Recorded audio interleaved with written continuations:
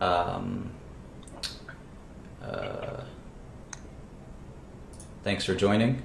I don't know why that dude just left, but that's irrelevant. So again, thanks for coming in. This is kind of the first recorded finance lesson that will be kind of recorded and put on the internet and saved for all of eternity. I'm here with Charlie, my co-host, and I guess we had two sort of investing students, but technical difficulties are prohibiting that. So, it's no problem. Moving on. We can handle this ourselves. But if you want to be a student, you can explain to some of the moderators like Josh or whomever, and they'll throw you on.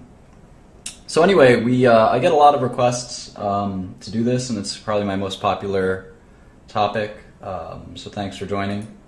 A lot of people want to learn about finance and learn about investing. There's going to be this format will be a little bit different. We're going to have both the Blab open, which is a four-way video chat, and then we're going to have the YouTube open, which is kind of a little bit different. It's more of me displaying information, so I can draw stuff and kind of show you things with my Sketchpad here, or my PowerPoint, or Microsoft Excel, or Bloomberg, and I'll do that. So the way I like to start this off is by talking about goals. I think a lot of people go into finance and investing, and they don't understand kind of what they're after. And I think they have some strange misconceptions about what finance and investing is. And I definitely want to help clear up some of those misconceptions. I think one of the biggest things that you have to understand about finance and investing is that it's not for everyone. I think there's this perception that because you can open a stock trading account that you can do it too. I'm going to unfortunately probably crush a lot of hopes and dreams right now. And that's not necessarily what I'm trying to do, but I think it's a good idea to be realistic about what you're trying to get after, and so one of the things that I like to go through is my own personal roadmap and my own personal story, because that'll help give you some insight into what that looks like. And so, in any event, I was born in Brooklyn, New York in 1983, so I'm 32 now. And like most people, at some point in my life, I learned that there was something called the stock market. And I'd say most people find it fascinating. I am recording this. Some people don't find it fascinating. They'll never interact with the stock market. But if you found it fascinating the second you were exposed to it like me, you wanted to learn everything about it. And I was probably about 12 or 13 years old when I learned that there was a stock market, and I begged my dad, who is an Albanian immigrant, to open a stock account for me, and he did. I was surprised. I begged him a lot, and he finally opened up a stock account, and the minimum amount of money that you needed to invest in a stock account was $2,000, and I think it was I invested in that stock account for a while, and then I ended up getting an internship and a job at a hedge fund. So when I was 16, 17, and that was an unusual early look into investing at working at a hedge fund. And I ended up staying in the hedge fund industry for some time after that. But I think what's important to understand is I never had any dreams of turning my initial investment into a lot of money.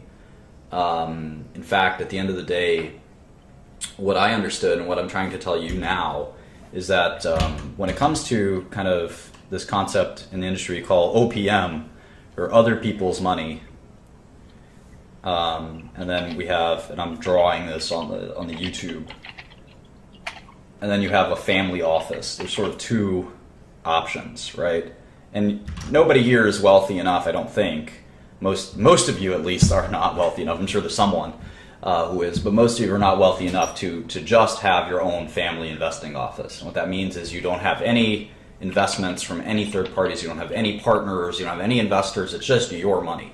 And there's a few people who are like that. George Soros is a good example. I was in his office the other day. Carl Icahn, Michael Bloomberg,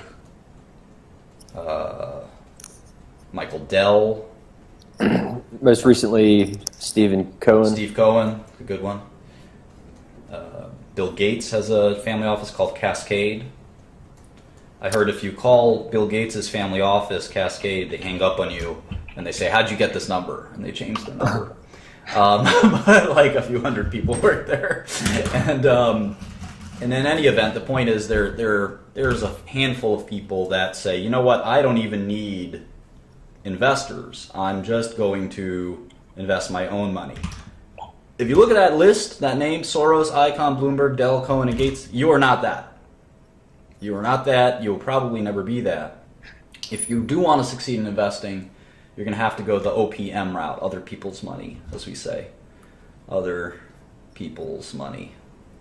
And that doesn't have to be people. It could be pension funds and companies. And, banks. Would you consider that other people's money? Sure, of course. It's not yours. Anything that's not yours is other people's money, right? So, it could be. It doesn't have to be people specifically. So who does this other people's money approach? Virtually everyone else. And so if you think about big hedge funds, Oxif, Citadel, I don't know. Let's see, private equity, Carlyle, Fortress. Even Berkshire Hathaway is technically only half owned by Warren Buffett. So even Warren Buffett, the richest man in the world, still invests other people's money. 3G Capital, I always talk about them, but Sure. They use Buffett's money. I mean, they use a lot of other people's money, but that's just one example that they use him as a financing partner. Yeah, and so the point I'm trying to make is that this concept that you will, Pershing Square, Greenlight, Third Point, all those hedge funds. So the point I'm trying to make is that if you have any ideas of you taking your money and making it a huge fortune, I think it's probably really unlikely and a little crazy. There's certainly people who have done it, who have gone from zero to hero. I'll give you a few examples. There's a guy named Joe Lewis. If you're dead set on it, it's doable. I just don't recommend it. You look these people up. Joe Lewis was a currency trader.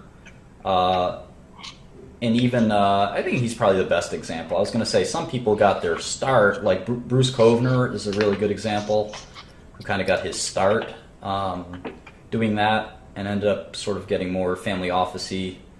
But he was a family office. He went the other direction, as a matter of fact. So you can do it. It's very difficult and unlikely. The more sort of the better option is to be to try to use your skills, have enough skills to get other people to pay you. And so from my perspective, I tried to be as realistic as possible. I was 17 and I said, all right, I'm poor. If I save every penny I have, I'll still be poor. And what I need to do is find a way to stop being poor. And the best way to do that is to gain some skill that someone's going to pay me for. And that skill is not turning a little bit of money into a lot of money. That's very difficult to do, as I'll explain here in a second.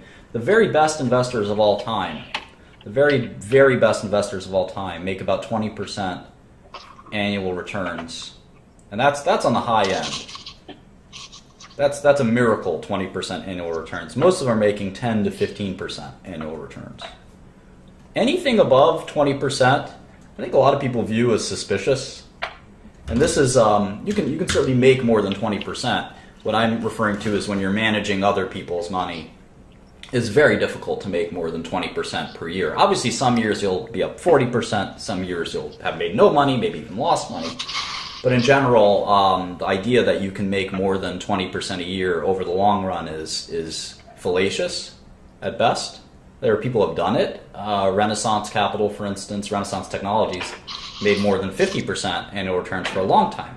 Having said that, they did it in a way, quantitative investing, that was more of a business than an investing success, if that makes any sense. There's no value. Can you expand on Renaissance a little bit more? I've ran across them recently. So, I mean, I know that they have like a 30% turnover of their stocks. Are they just like using algorithms or what's going on? Yeah, it's all algorithmic. Everyone asks about Renaissance. We'll talk about it at some point later. But if you look at Warren Buffett, right, widely considered to be the greatest investor of all time, his average annual return, I want to say, is something like 15%. in that sort of category. It's not a miraculous return. So just keep that in mind. In any event, it's the power of compounding that, I mean, obviously it's obvious, but 15% or 20% a year for 20 years compounds into a whole lot of money. Yeah, especially if you're getting fee income. That's the key, is that if everyone says, well, what can I do with $2,000? What can I do with $20,000? What can I do with $50,000? Absolutely nothing. Absolutely nothing is the answer. Don't waste my time or your time thinking about it. If you want to be an investor, you have to become a great investor first, and then you can think about making money second. It doesn't work the other way around. You can't just ask people for stock tips that's a good one, Gigi. You can take the $20,000 and go on a nice vacation, basically. But you gotta worry about getting your skills, and then hopefully someone pays you for your skill. So that's sort of the point there. So yeah, for a long time you'll be sort of getting fees instead of making your own money, which is or making money on your own money, which I think is actually great, because the thing about fee income is you could be wrong on your advice and you still get paid, which obviously isn't a great thing. But if you're let's say you're an analyst at a hedge fund and you're making, I don't know, $1 million a year because you're a good analyst, and for 5 years you make $1 million a year, and then your 6th year you make the stupidest recommendation. You say, I want you to go long. I'll pick something that went down a lot. I want you to go long oil stocks, and you lose the firm $100 million, and they fire you. But you still have $5 million in the bank that you made last 5 years. So you basically got 6 years of work where you lost your company money, and you still got paid $5 million. Obviously, that's not a good place to be. No one wants to have done that. But the point is, if as a professional investor, who would hire you then? A lot of people would hire you then. If you're a professional investor, you make a mistake every day, let alone sometimes making one gigantic mistake. And there's no doubt, if you look at Soros himself, I mean, there were huge numbers of mistakes that Soros and Julian Robertson and Tiger and others made over the years. So my point is that the one good thing about being an advisor instead of managing money is that you seldom will have your money at risk, whereas the client will. So it's not like it's such a bad thing to be an advisor. So in any event, we can sort of continue in a second.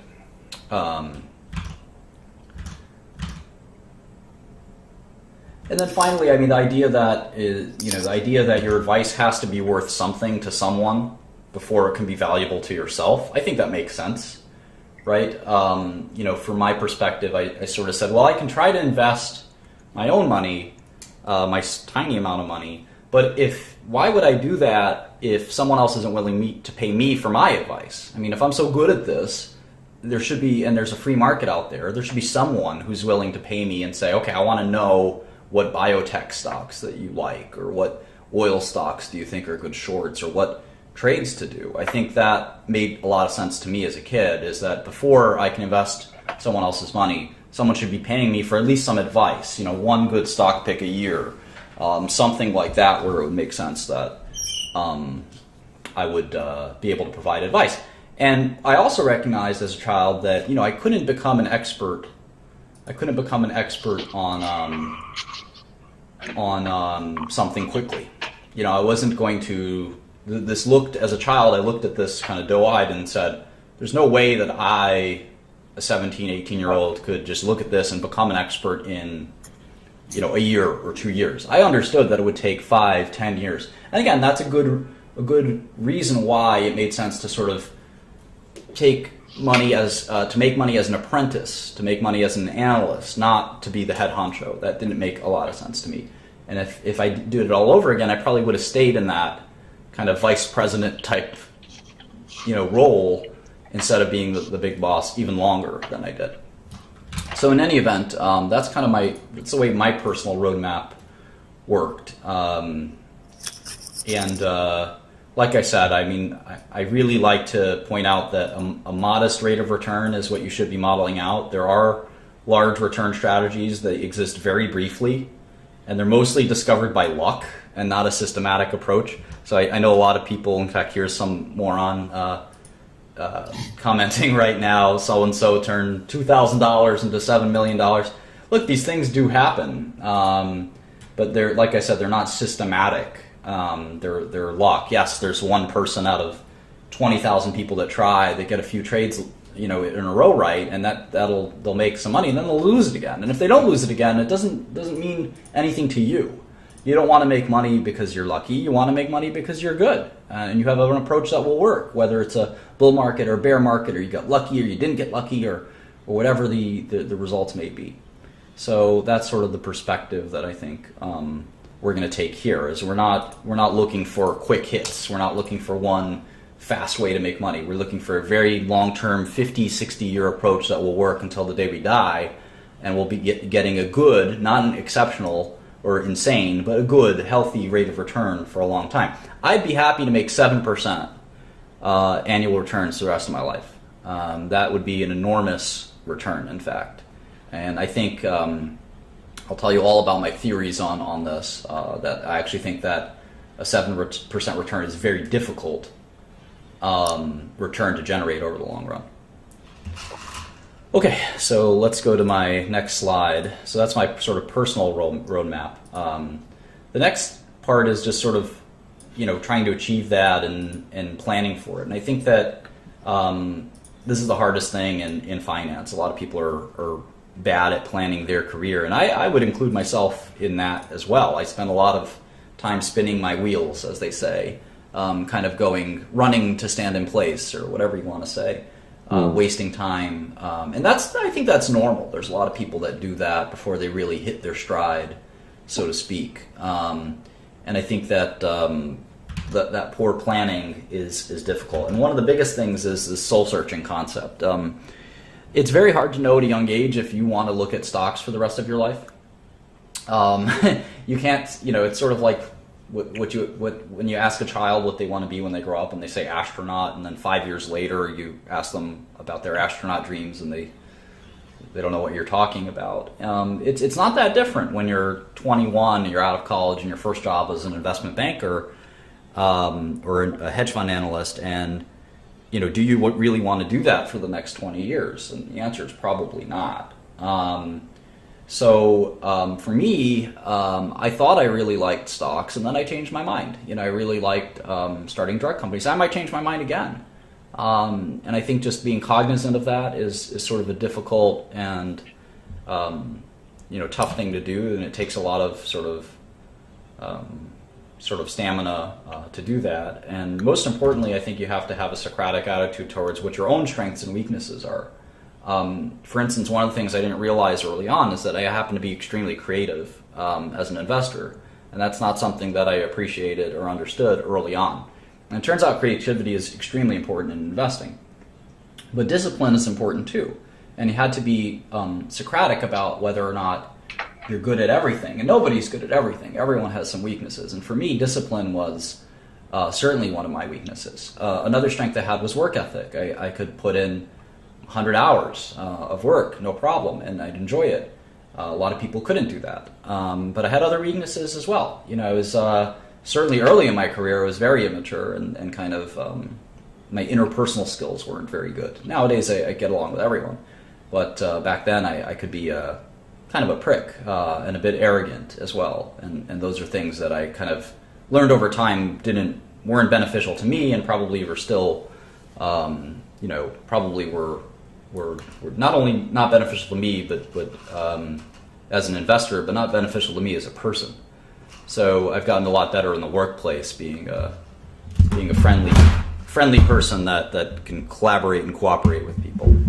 So in any event, you have to take this self-assessment, and then the question is, can your career fit into that self-assessment? And it's hard. I think I'm a perceptive person, and I still didn't realize that looking at the stock market for the rest of my life probably was not going to be something I wanted to do. And I still look at the stock market, but the stock market went from in my mind, from being super zoomed in on it and really focused on it, I kind of zoomed out and said, there are actually other investment type opportunities out there that I'm interested in. So I'd encourage anyone to kind of think about that sooner than later.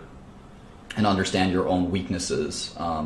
The second biggest mistake, I guess, that I think people make, and I see this, it's much more subtle, but I see this in people who are 30, 40, 50, 60 years old, and it's a refusal to admit that the way you made money for any period of time up until then was an accident.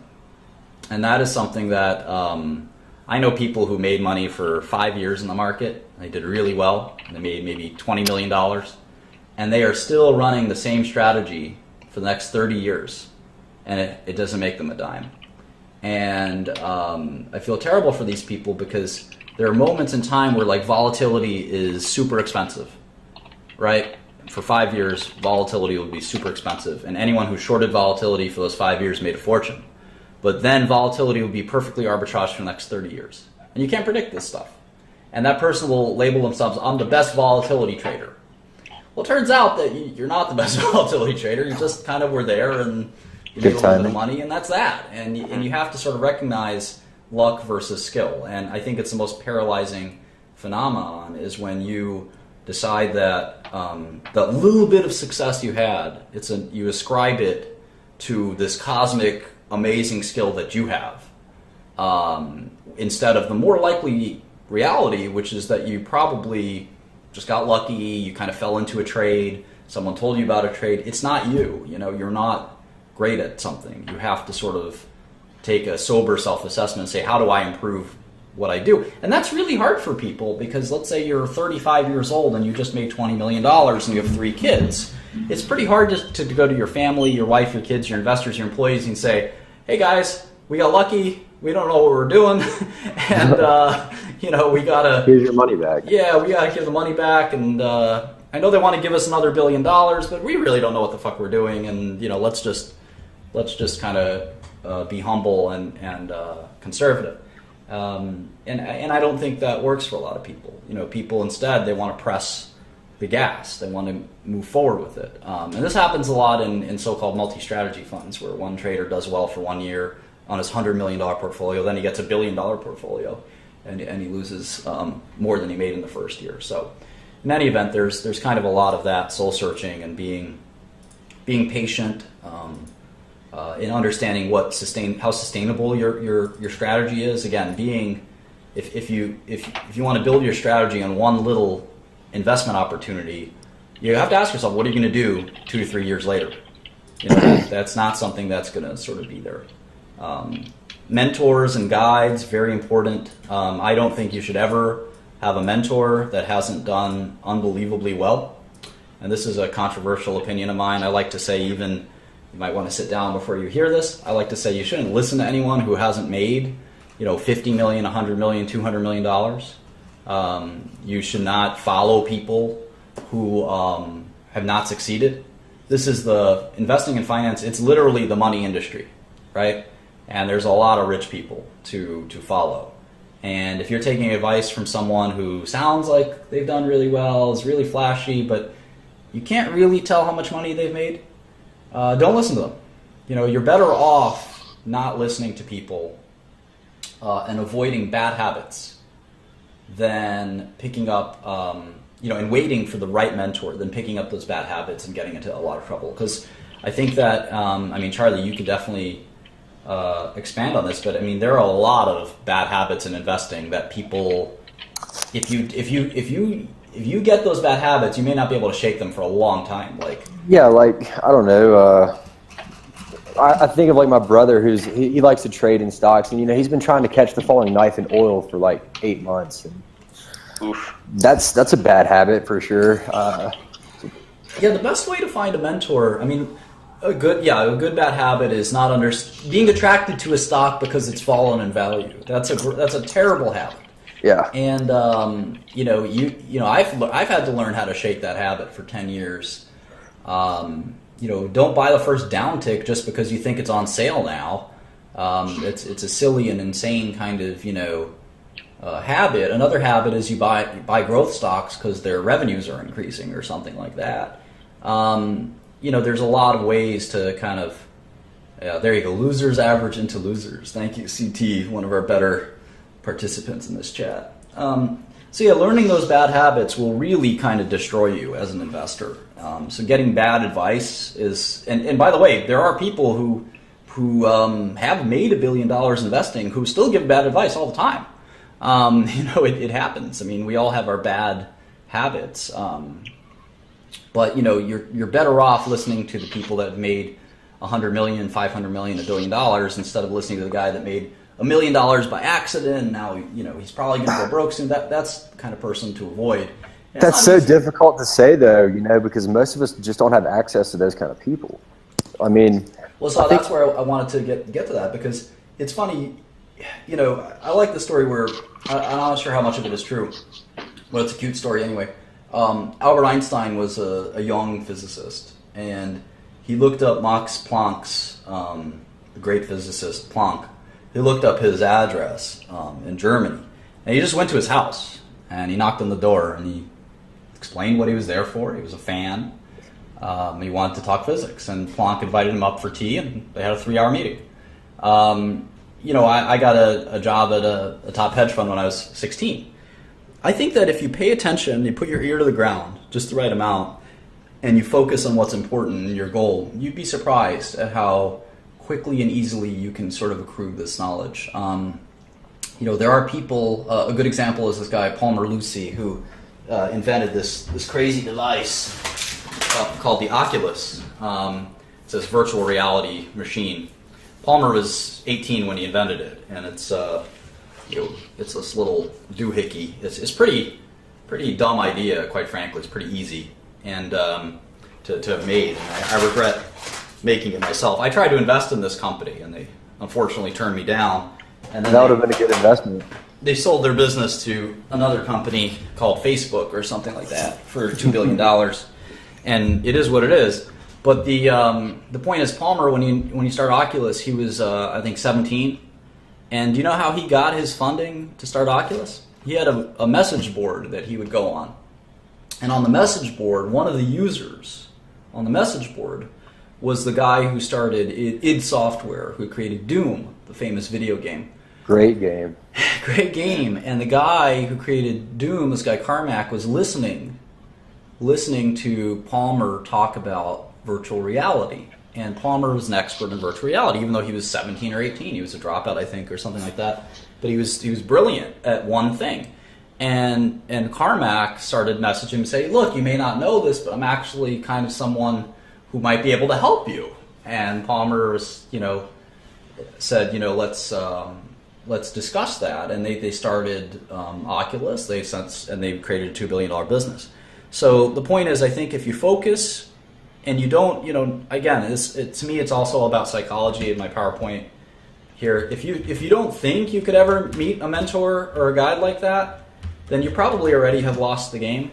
You have to have some faith that, you're special, you have something to add and value, and that you're going to be persistent. I mean, if you're going to sit there and whine about how you're never going to meet someone who's going to help you, I think you have to be optimistic. You don't have to meet Warren Buffett tomorrow. That's not going to work, right? We know that. But can you meet someone who knows him? Sure. Can you meet someone who knows somebody who knows him? You start building your network, and eventually you'll figure it out. But if you sit there and whine and moan, there's never going to be a billionaire who's going to want to know me, then, well, we'll see. It's absolutely true. So, okay, so how do I teach myself? A lot of people ask this question. Where do I go next? How do I get started? And we'll talk about actual balance sheets and income statements in a minute. But this is sort of a preface. Hey, Martin, I'm really sorry to do this. I'm about to go catch a job with a friend of mine, but it's good to see you. It's great to see you guys. I'm glad you've got such a good following today. I wish I could add more, but yeah, you guys enjoy it. Hopefully somebody that can add to the conversation will take my seat. Thanks, Charlie. Definitely. All right. Martin, do you mind if in half an hour I might run home so I can do this from my computer? It might be a little bit better than my phone. You're more than welcome to. If there's any investing experts who want to take his place, you're more than welcome. Just try to pitch why you should be the person to take the place, and then we'll let you in. Anyway, so how do I teach myself investing? Well, I think this is, again, pretty difficult, but again, my mantra of learning from the best makes a lot of sense. I think Warren Buffett and Charlie Munger are my two choices for the best people to learn from. I think if you want to, there's no one better to learn from than the richest person in the world, and that person is willing to write huge amounts of information on investing, which is what Buffett and Munger have done.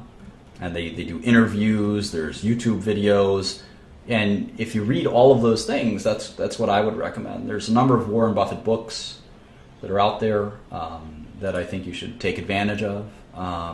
There's the letters, the annual letters. In fact, one recently just came out. And then you can also read his old hedge fund letters, which I think are even more instructive. So if you haven't read those, you're not, I think, ready to be an investor. And then certainly, Carl Icahn, all these other folks. I would just try to read everything I can about all of these famous investors. And don't limit yourself to one asset class. You can learn a lot about stock investing from real estate, private equity, venture capital investors. It definitely is important to do that. Hi, Tyler. Hi, Martin. How are you, buddy? Good. Have you heard of the investor Robert Frost? Nope. You should check him out one day. Nope. You should check out leaving this chat room and not coming back. Thanks. So anyway, getting back to my lesson. So what are some good things you can read other than just sort of staying abreast of your favorite investors? I think there are a few things you can read. I wouldn't recommend many textbooks. There's one textbook that I got as a child for my 14th birthday. I asked my dad for this textbook for Christmas. It's called the Brealey and Myers Corporate Finance Textbook. That's the kind of one textbook that I think is important. It makes sense to sort of understand and learn how to discount cash flows. And that's sort of the present value concept that we'll go through in a minute. It's the most important thing in finance by far. Is understanding the value of a series of cash flows.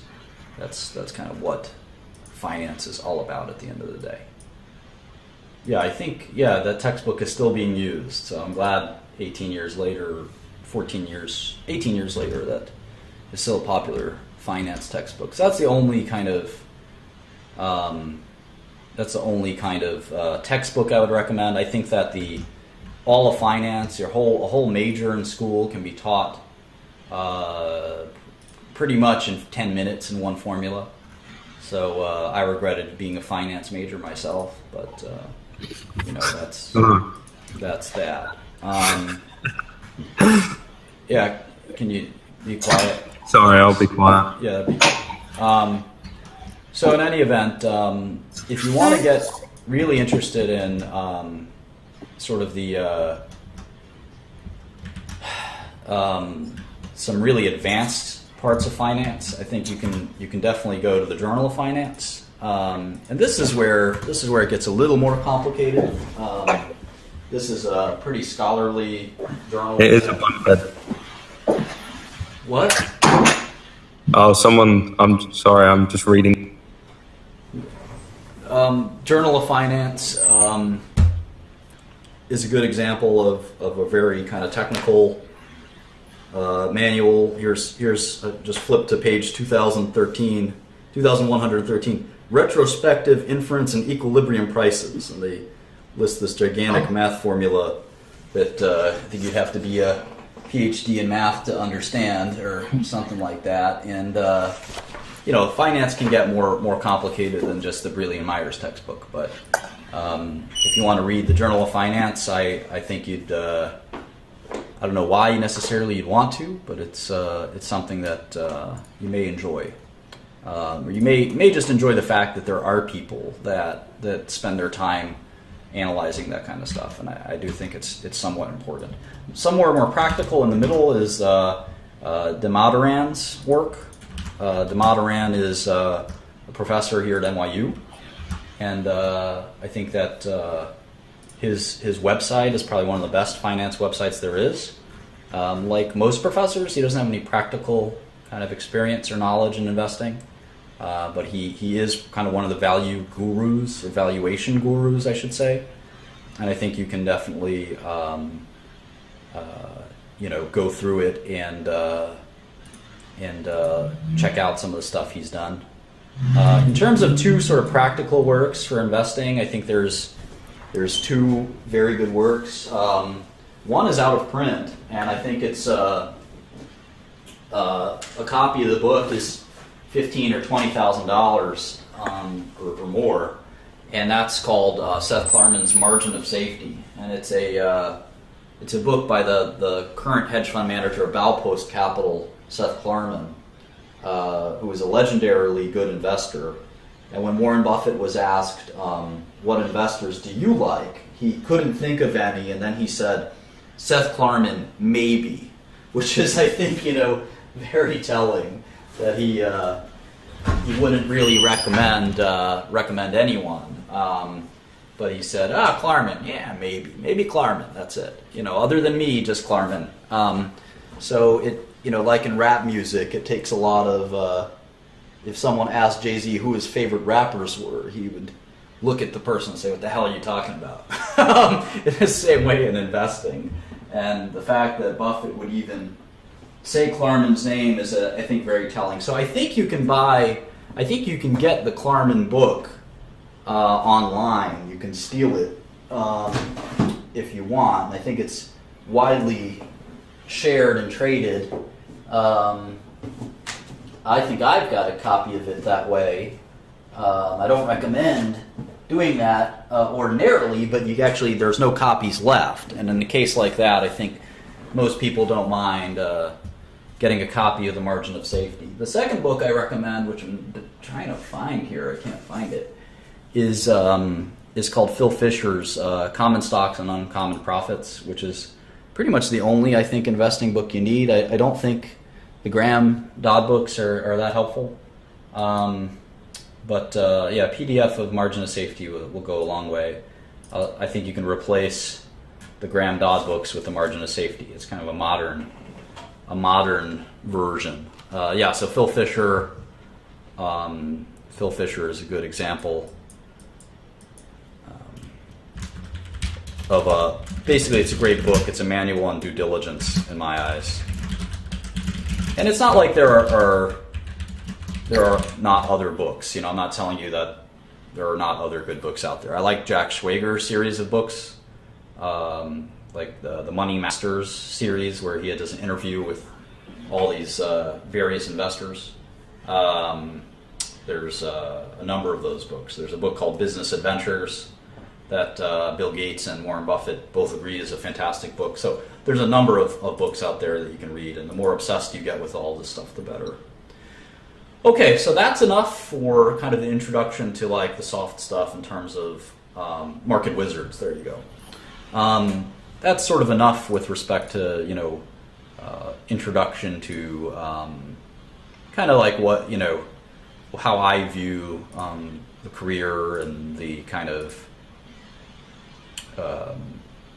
nature of a life in finance, and we're going to actually get to technical instruction in finance, which is going to be painful and difficult for a lot of you, but I think it could be fun. So what's the best way to start? God only knows. I gave you a little bit of my life story, gave you a little bit of kind of an approach to learning more about finance. Now I'm going to actually teach you some stuff, which is going to be, like I said, somewhat painful and difficult. Sorry.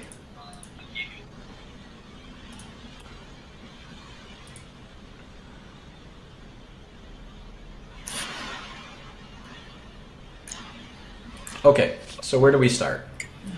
We start with the concept of asset classes. So what's an asset class? We like to, in life, we like to group things, right? And put them in boxes so that we can understand them a little better than anything else. And we do that with assets as well. Asset is a simple, what's an asset? Well, an asset is, I would say, something of value. Right, so it can be anything. It could be a stock, it could be a bond, it could be cash, it could be currency, it could be real estate, it could be intellectual property. anything of any valuable value that you can sort of transact. You can buy it or sell it. That's an asset in my eyes.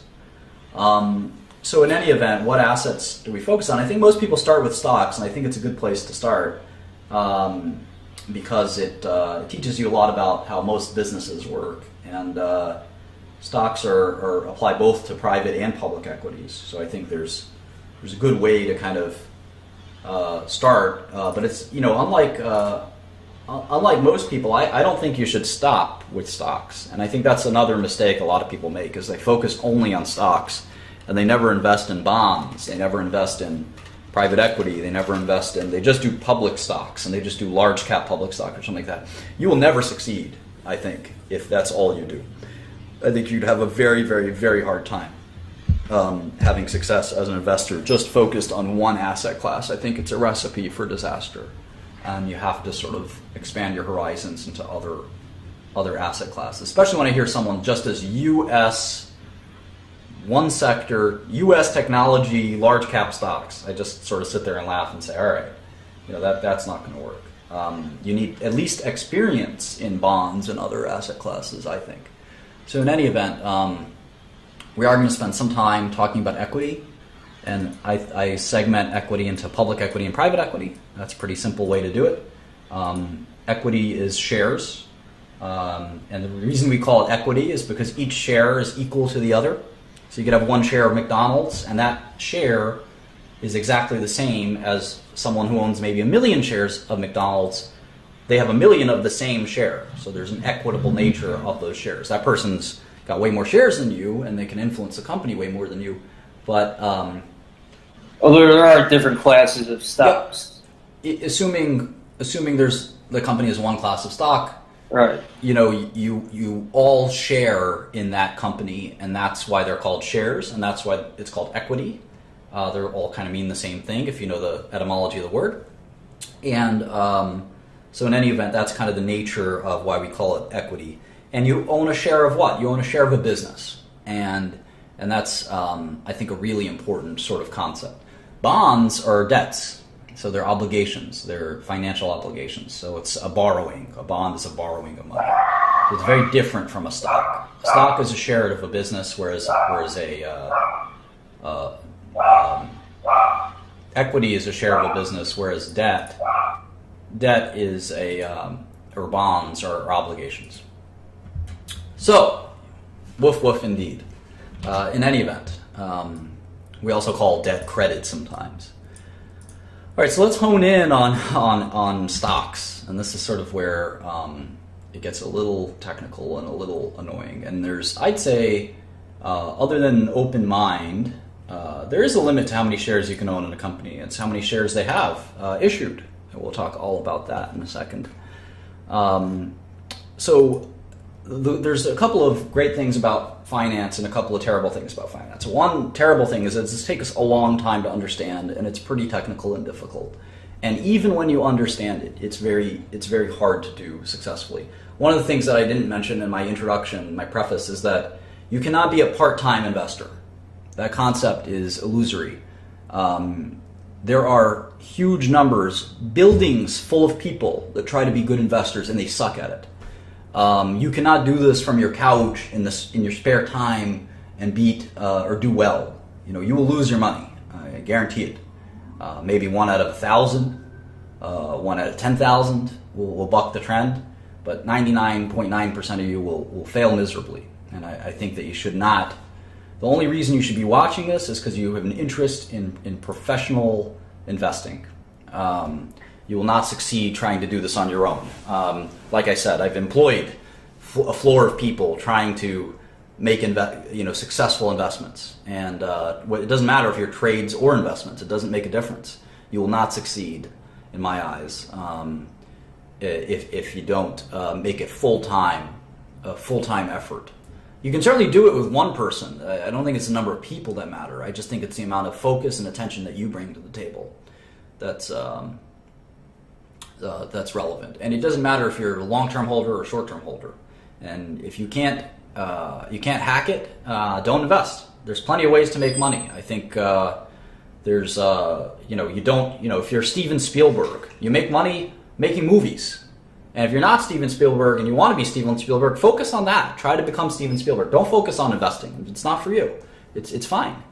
If you're a chemist, you're a junior chemist at a chemistry company, you can become a senior chemist and make $1 million a year. Focus on that. Don't focus your spare time on investing unless it's just fun for you. So I think it's really important to kind of be realistic about all of this. So in any event, let's get back to let's get back to equity. So what is a stock? How do I figure this out? Okay, so I was talking about how there's some not cool things like I just described, but there are some cool things. One of the cool things about investing is that all you really need is a copy of Microsoft Excel. And if you can't afford a copy of Microsoft Excel, you have other problems on your hands. But the other thing you do is Google Spreadsheets is a sort of an equivalent, more or less equivalent software. But we use Microsoft Excel as our de facto standard. It's basically the only software you can use. I don't know of anyone using anything other than Microsoft Excel. So I've got a copy of Microsoft Excel open here, and you can see it's a spreadsheet software where you can kind of enter data into cells, and you can do functions of computing things in cells. And I'm not going to give you an introduction to Microsoft Excel. I assume you have some knowledge of it, and I'm going to sort of be using it throughout this course. So I would encourage you to get a copy of it if you don't have one. I think most of you do.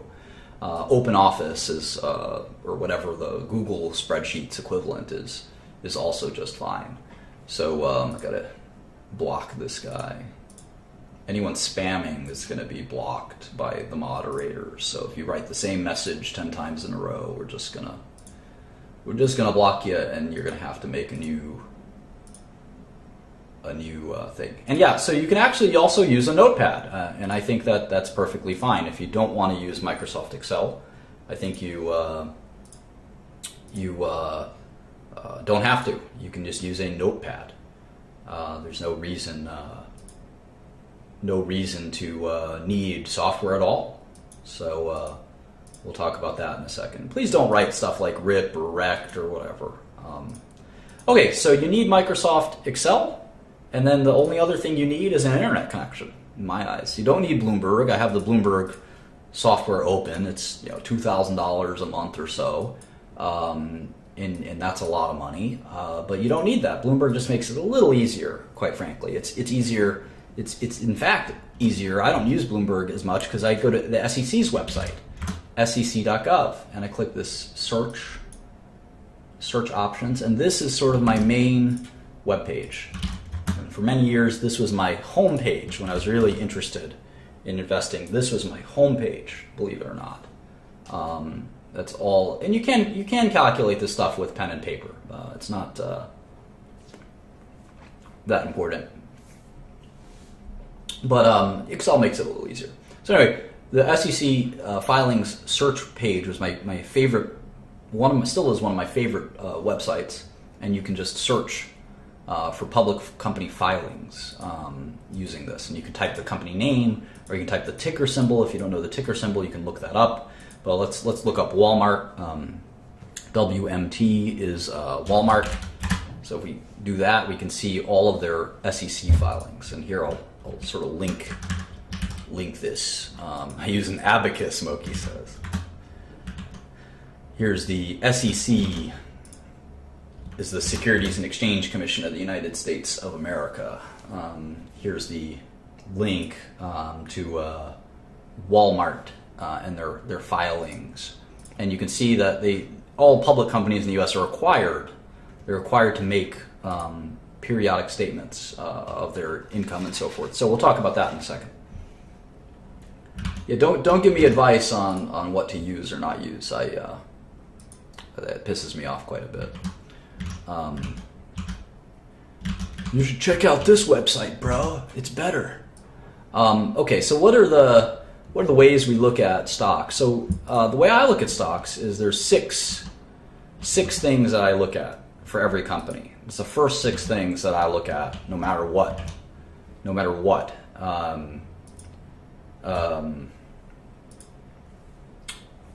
haven't done this kind of lesson in a while, so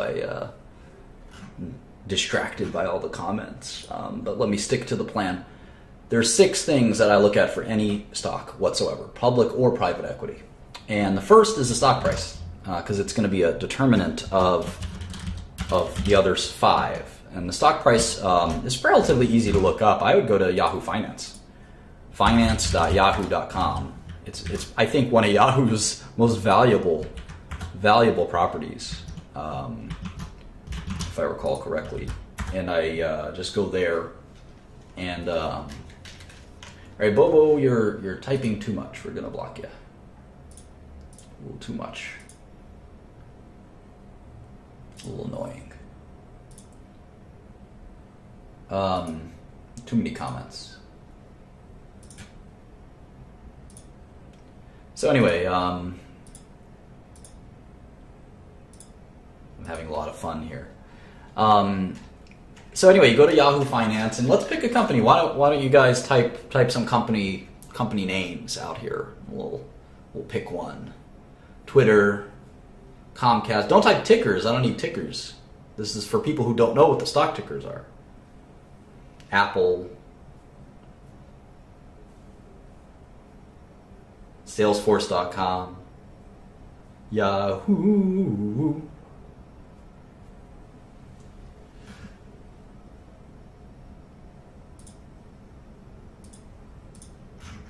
Colgate. No, we don't need stock tickers. We need to be able to look up stock tickers. Coca-Cola, that's a good one. Goldman Sachs, GoPro.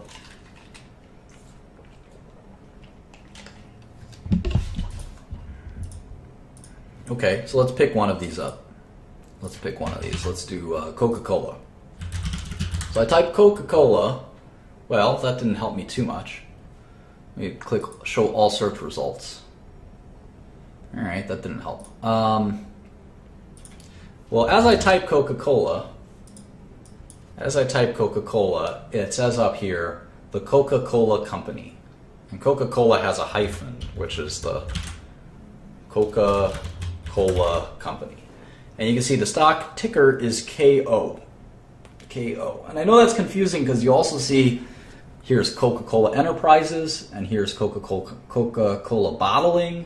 There's Coca-Cola Fenza, Coca-Cola West. There's like 20 Coca-Colas, but the first one is right. It's KO is the stock ticker for Coca-Cola. And you'll memorize these over time. They'll become abbreviations. KO is the stock ticker for Coca-Cola, and it has been for many decades. And the stock price is $43.14. What does that mean? What does that mean? A lot of people get confused about what a stock price means. And a stock price doesn't mean a whole lot. All it means is that the price of one share of that company, one share, is $43.14. And the price of that share will fluctuate based on traders. One trader will sell it for $43.13, and that's the new price. Immediately, as soon as it changes hands at that price, that's the new price of Coca-Cola. And that's we call that the last price principle. The last price that the stock traded at is the price of the stock. That's a pretty interesting concept, which we'll talk about more and more. But take it for granted for now that the last price that a stock traded at is the price that we're going to focus on. And that's why if you read it, it says last price. That's often what we'll refer to it as. And you can see on Bloomberg as well, the last price of Coca-Cola is $43.14. And you can even see during the day how it fluctuated. And I can zoom in here and even show you in great detail. You can see it. Here it traded at 43.16. Here it traded at 43.16.5, 43.12. Is fluctuating every minute, every second. It's trading in that $43 range. And why doesn't it trade all of a sudden at 42? Well, it's because there's someone willing to buy it and sell it at 43 at all times. The only difference is they're not sure if they're willing to buy it, sell at 43.10 or 43.20, and this changes as time stretches out. The prices will change more dramatically. You can see here that it fluctuated between 43 and 44, all the way down to 43 again. So in any event, that's sort of we'll talk more about that dynamic in a minute. So the price of one share is $43. But how many shares are there? And the way I think of it, is think of it like a pizza pie. Back on the YouTube here, if you want to check it out. Basically, think of it as this is the company. It's the whole. And as a great philosopher once said, the whole is equal to the sum of its parts. And a share is a part. You could also say the whole is equal to the sum of its shares. Same concept, right? So you're buying one share. Well, if there are 4 shares, that's nice. You own 1/4 of the company. And when you start a brand new company, sometimes you only have 4 shares. And you say, all right, well, I'm going to give 1 share to my friend Billy the Fridge. I'm going to have 1 share for myself. I'll color in black. This is for Billy the Fridge. This is for Crystal. And this is for John. And we each own 1/4 of the company. This is Martin's shares.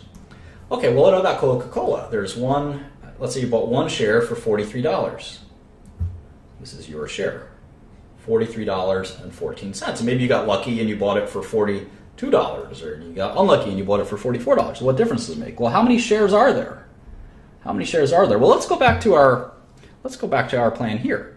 Let's say we had we're starting this YouTube company. We're going to stream all these interesting videos on YouTube, and we're going to make a fortune doing that because YouTube is going to pay us the big bucks. That's kind of what our crazy business plan is. And it's going to be the 4 of us. Crystal's going to make sure the stream goes well. Billy and I are going to be entertaining, and John is just going to, I don't know what John does. But either way, we decide to split the company up 4 ways, and we say, you know what, to split this company up 4 ways, everyone has to invest $100. So we do that, and we've got 4 shares outstanding. 4 shares outstanding. And then John, because he's a derelict and a scumbag and a deadbeat, John decides to sell his stock. He says, you know what? I'm going to sell my stock for $200, and I'm going to sell it to Akil. Okay, now I look at this and I say, well, there's still 4 shares, right? But John's out and Akil is in. But there's 4 shares and each one is worth $200 because Akil bought it for $200. So I could probably go find someone to buy my share for $200. So the total market cap or market value of the company, of this YouTube stream, let's call it the YouTube Streamers Inc., is $800. Because each share is worth about $200. Is it worth exactly $200? Well, what does worth mean? Worth means what you can sell it for. And the last time someone sold it, they sold it for $200. And John sold it, and Akil bought it, and that's what we call a trade. They traded. Akil traded $200 out of his pocket, and John traded 1 share of YouTube Streamers Inc. And I'm happy because I bought my share for $100, and now someone's willing to buy it for $200. And maybe Crystal will sell hers for $150. She tries to sell it for $200. She wants to sell it for $1 million, but she can't because the buyers and sellers are willing to trade at $150. And that's sort of the concept. Now, how many shares outstanding does Coca-Cola have? Well, this is where we can go to our SEC filing and look up their 10Q filing. The 10Q is the quarterly report. Quarterly report. And you have to file this under the SEC rules every quarter. The 10K is the annual report. So you will get 3 10Qs a year and 1 10K a year. And this makes sense. There's 4 quarters, but the 10K is the annual report and it includes the last quarter. So we can look up the 10Q. And right on the first, this is Walmart. Let's go to Coca-Cola. We remember Coca-Cola stock ticker is KO. So we just do that. And look at that. 10K is right there. And on the first page, it says that there are 4 billion shares of Coca-Cola. 4.3 billion shares.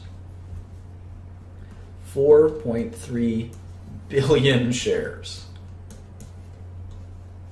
And I just abbreviated shares outstanding as SO. Shares outstanding. So that means in the Coca-Cola pie, you can buy 1 piece of it, 1 share, for $43.14 or thereabouts. But you will only own 1 out of 4 billion shares.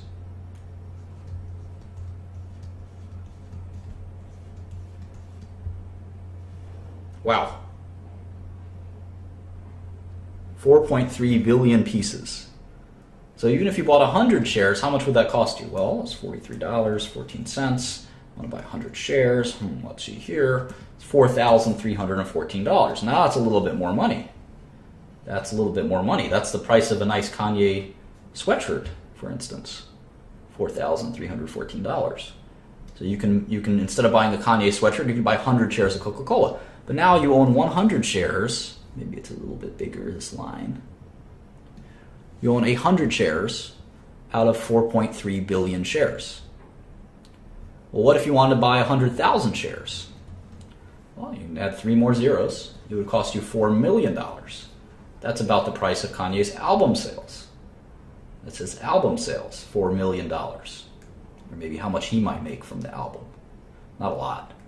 So instead of making an album like The Life of Pablo, you can buy 100,000 shares of Coca-Cola for $43 a share for $4 million. And you still don't own that much, right? 100,000 shares out of 4.3 billion is a very small amount. In fact, let's see, if we close out 5 zeros, you can see that you could spend $4 million buying Coke stock and you still only own 1/430,000th. That means there are 429,999 equal parts to your investment, if that makes sense. So you can see how big the Coca-Cola company is. And if we keep going down this route, what we can do is we can just multiply all of the shares. Remember, the whole is equal to the sum of its parts, or the sum of the shares. If we multiply the entire amount, 4.3 billion, by $43, we get the value of the whole company. Because the whole company is its 4.3 billion shares, and if each share is worth $43, the whole company is worth about $187 billion. That is the value of Coca-Cola. And if you think about how much money that is, it's a lot, obviously. It's more than almost any other company. Well, there's only a few companies that are bigger. Apple or, I don't know, let's see, Google, Facebook, Microsoft, just a handful of companies that are bigger than this. And if you think about a well-known company, let's pick another well-known company. Why don't you guys give me an example of a well-known company? Like a restaurant or some other well-known company that we care about. Yeah, how about JetBlue? We take JetBlue all the time, right? It's got to be as big as Coke, right? You guys think it'll be as big as Coke, JetBlue? How big is JetBlue? It's a $7 billion company. Actually, more than I thought it would be. $7 billion company. JetBlue.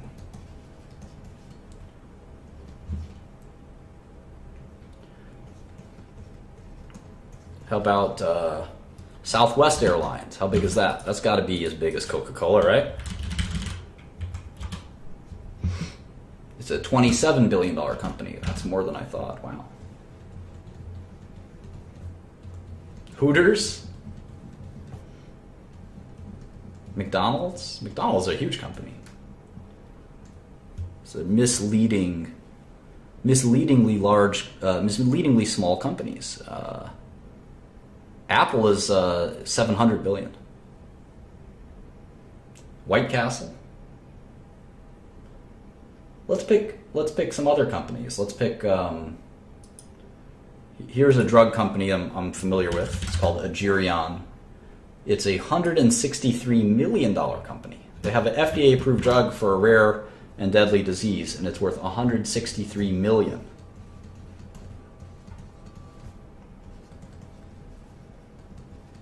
You guys have never heard of Agerion Pharmaceuticals. So you see the difference in how small these companies can be. It's a small company, $163 million. So if you bought 10% of it, it would cost you $16 million to buy 10% of Agerion. And if you bought 10% of it, you could probably influence the company. You could say, I don't want that CEO, I want to fire him, or I want you guys to raise the price of your drug, or whatever it might be. So that's sort of a perspective on what we call market cap. Market cap is all of the shares, the price of all of the shares. And this is something that you got to memorize. Stock price times shares outstanding. And this is one of the first 6 things I look at. This is the 3 things. The market cap, the stock price, shares outstanding. The market cap is just the product of the 2. It's just the product of the 2.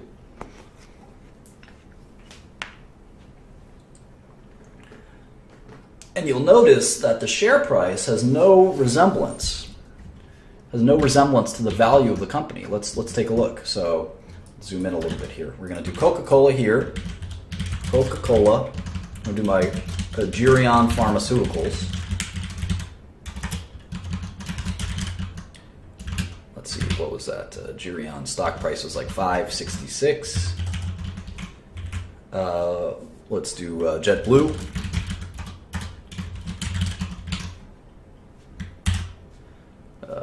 JetBlue, $22.30. Southwest Airlines. I don't know why we're doing 2 airline companies, but whatever. $42.17. Let's do Chipotle. I think you guys know Chipotle.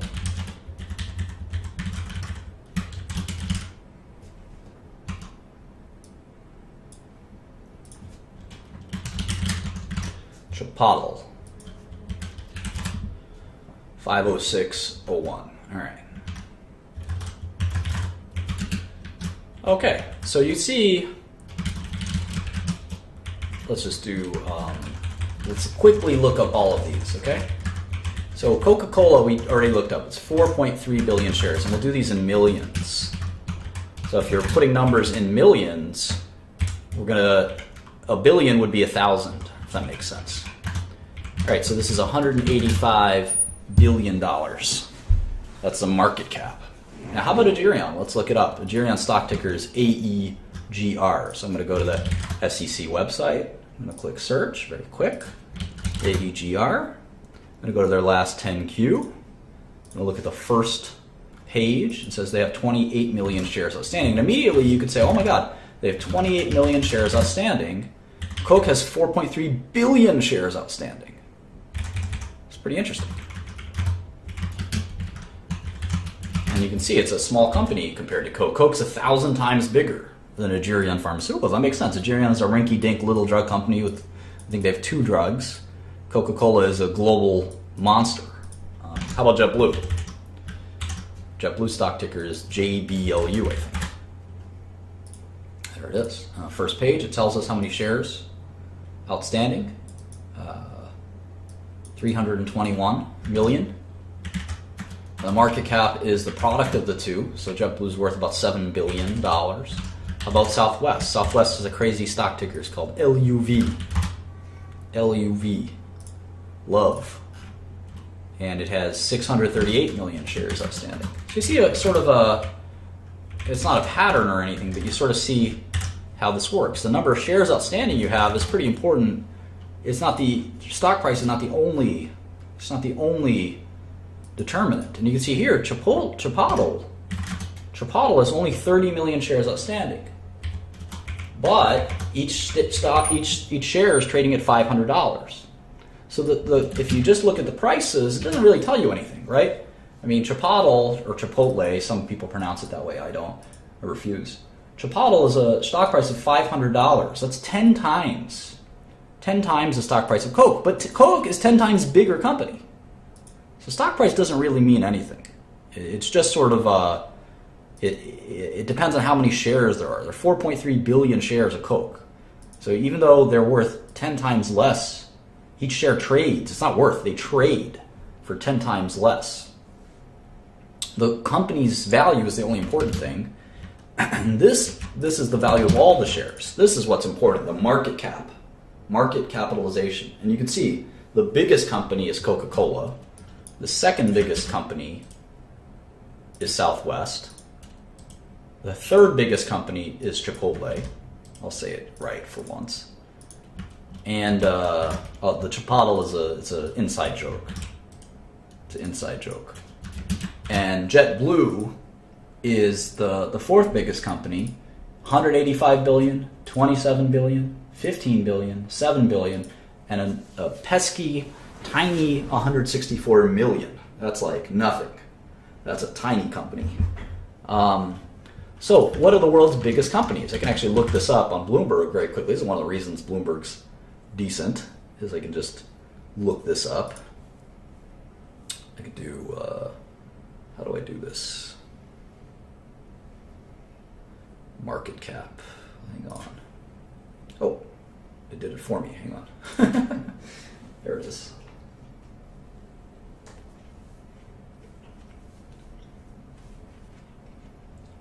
The biggest company in the world is Apple, 537 billion. Next is Alphabet, then Microsoft, then ExxonMobil. You can see Coca-Cola is down here at number 22, 187 billion. Amazon.com doesn't even make money, and they're $9 billion, ninth biggest company, 260 billion.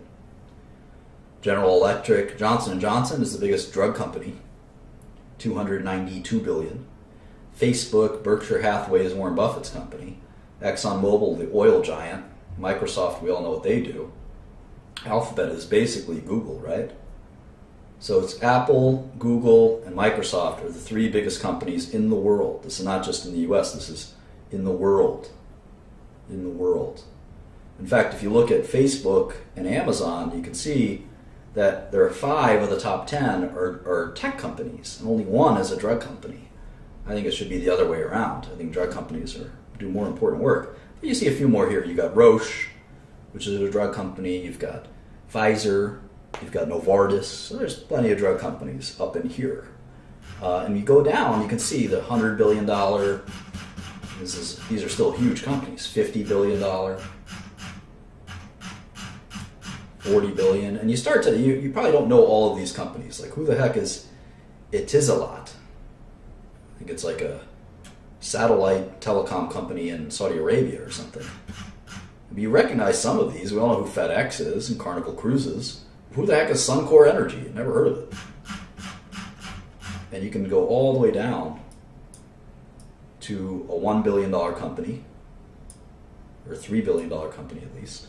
And again, you're not going to recognize all of these. In fact, most of these. Cyberdyne, I don't know who that is. I know who Charles River is because I'm in pharmaceuticals. They make mice, of all things, and monkeys for lab research. But Heartland Payments, On Semiconductor, Pitney Bowes, that's the mail company. It's like the post office equipment company. But a lot of these you're not going to recognize necessarily. And there's 3,000 companies that are worth more than $3 billion. Of course, we know the top 10 or top 20, but you may not know who Roche is, or China Mobile, or ICICI, or PetroChina. These are huge companies that are more international than you might be sort of used to. Cyberdyne, the creator of the Terminator. Funny. Anyway, that's sort of how I look at companies, is their size. 185 billion. To buy 10% of Coca-Cola, you would have to put together $18 billion. I don't have that kind of money. Well, to buy 10% of Southwest, $2.6 billion. I don't have that kind of money. Chipotle or JetBlue, a little more reasonable, but if you look at Agerion, only $16 million to buy 10% of Agerion. Well, I can cough up $16 million, or at least me and some buddies can. But to buy 10% of Coca-Cola is not that easy. Now, you can buy 1% of these companies. It would still cost you $2 billion almost to buy 1% of Coca-Cola. Just 1%. And if you only own 1% of Coca-Cola, you wouldn't have any power over Coca-Cola. They would just say, oh, that's nice that you spent $2 billion buying our stock. We don't care. But Agerion, you could buy 1% of Agerion pretty much any day with only $2 million. So anyway, that's sort of how I look at the first 6 things I look at when I look at a stock is the price per share. Some people abbreviate this as PPS or just P. The number of shares outstanding, the market cap. Then I look at these last 3 things: cash, debt, and enterprise value. What the heck is that? Well, cash and debt are pretty easy. Cash is how much cash the company has. Debt is how much debt the company has. That's pretty simple, right? Let's look that up. how much cash does Coca-Cola have? Well, this is going to get a little harder because we really have to delve into these 10Ks and 10Qs.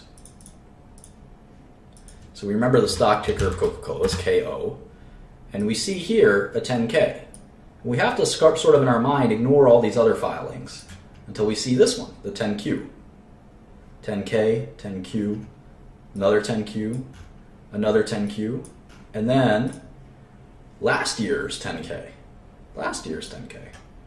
So they come out periodically. That makes sense. So this 10K just came out, and look what it says here. Period of report. This is for the year 2015. So this is the 2015 results. And the date that they filed it was a few days ago. So companies don't report their 2015 results on January 1st. They may know them internally on January 1st, but they release them to the public a few months later. And so you can read this document. It is a huge document, hundreds of pages, 170 pages. And if you're a real serious investor, you print this out and you read it page after page. That makes sense. But what are we looking for? We want to know how much cash they have. Well, where do we find that information? Well, it's on one of the financial statements known as the balance sheet. The balance sheet. And the balance sheet is one of three key financial statements. And it's the one we're going to look at most closely right now, the balance sheet. So where do we find the balance sheet? Well, we'll take a look here. There's something here that says financial statements and supplementary data. Let's click that. Oh, look at that. Here's a statement of income. That's one of the three. And here's the balance sheet. So the balance sheet will tell us how much cash they have. Well, here's cash and equivalents, $7 billion. Remember, this is in dollars and millions. $7 billion, okay? So Coke has 7,309 in cash. But what about this? Short-term investments. Well, that's kind of like cash. So I like to include that. Because even though it's not cash, it could probably be sold as cash. So I'm thinking about liquidity. Any kind of cash. Marketable securities. That sounds like cash too. 4269. And I add that as well. And now there's 20 billion in cash. How about accounts receivable? Well, what's accounts receivable? Accounts receivable is cash that you're owed. Accounts receivable. Cash owed to you by your customers. And that's not really cash, right? Occasionally it's kind of like cash. In America, it takes about 60 days, 45 to 60 days to collect cash, depending on your business. If you're a retailer, you collect your cash up front. You don't go to the store and say, I'll pay you back for this Kanye sweater in 45 to 60 days. No, they want your money right then and there. So there are some businesses where this is different.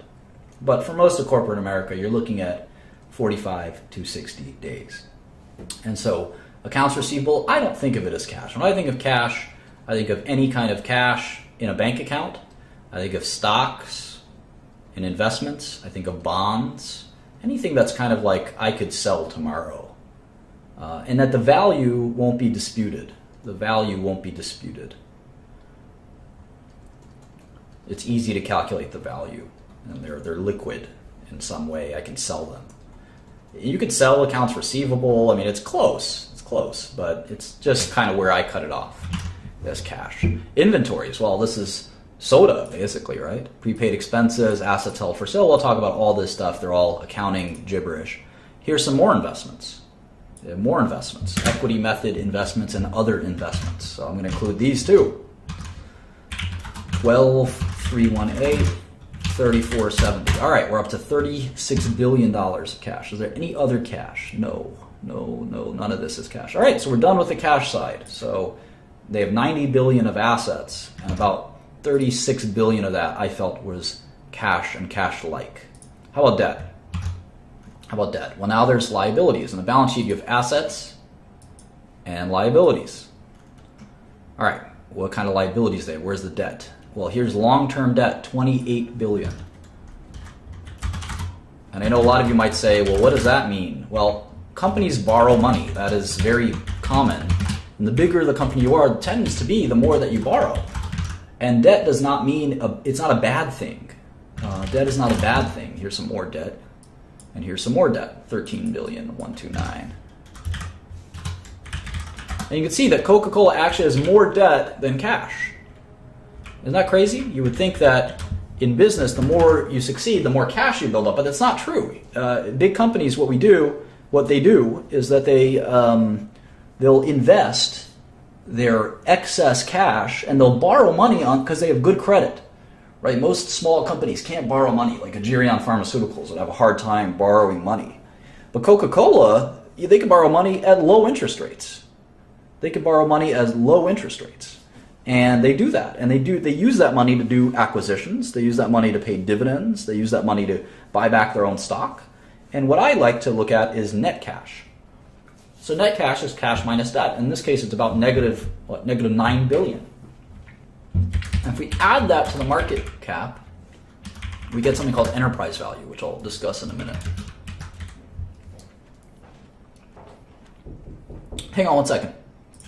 And so these are the 6 things that are important to investing. Just give me one.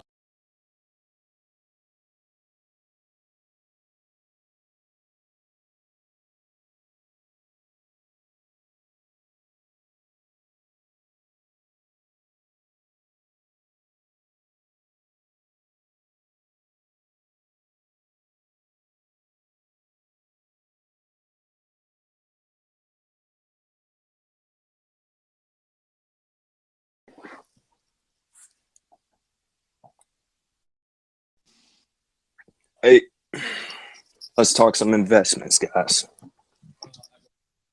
Oh,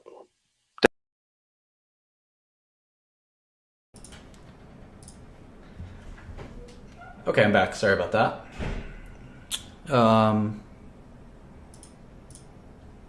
Okay, let's get back to work. So,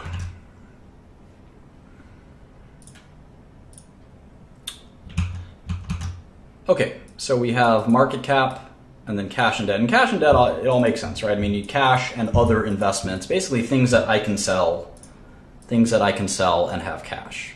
Debt is money I owe, right? The company has borrowed money and will have to pay this back. And the difference here is about, what, $9 billion? $8.5 billion. So if you buy a share of this company, you actually are you're also buying that kind of net cash. So if you buy a company, let's just make up our streaming company again. We'll call it the Young Streaming Co. And forget about what the price of the shares outstanding, market cap, cash, debt, enterprise value. Let's say, like I said, the price was $200. There's 4 shares outstanding, so the value is $800. But let's say there's $1,000 of cash and no debt.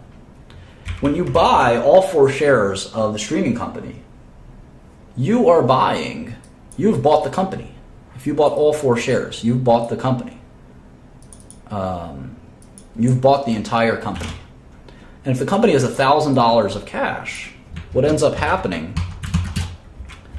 is that's your cash. That's your cash, right? You could take that cash and put it in your own bank account. Does that make sense? Now, it's the company's cash, but the company can pay a dividend. And yeah, you get $200 basically for free. And you get the whole business for free. And I hope that makes sense. If that doesn't make sense to anyone, you can dial in and I can try to explain it further. Does anyone have any questions?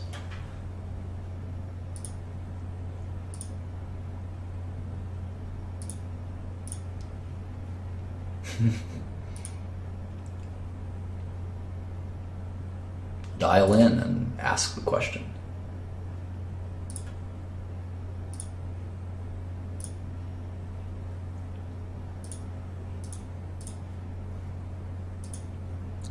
Hey Martin, can you go over the EV? I can't remember the name. What that was? Enterprise value. Yeah, I'll do that in a second.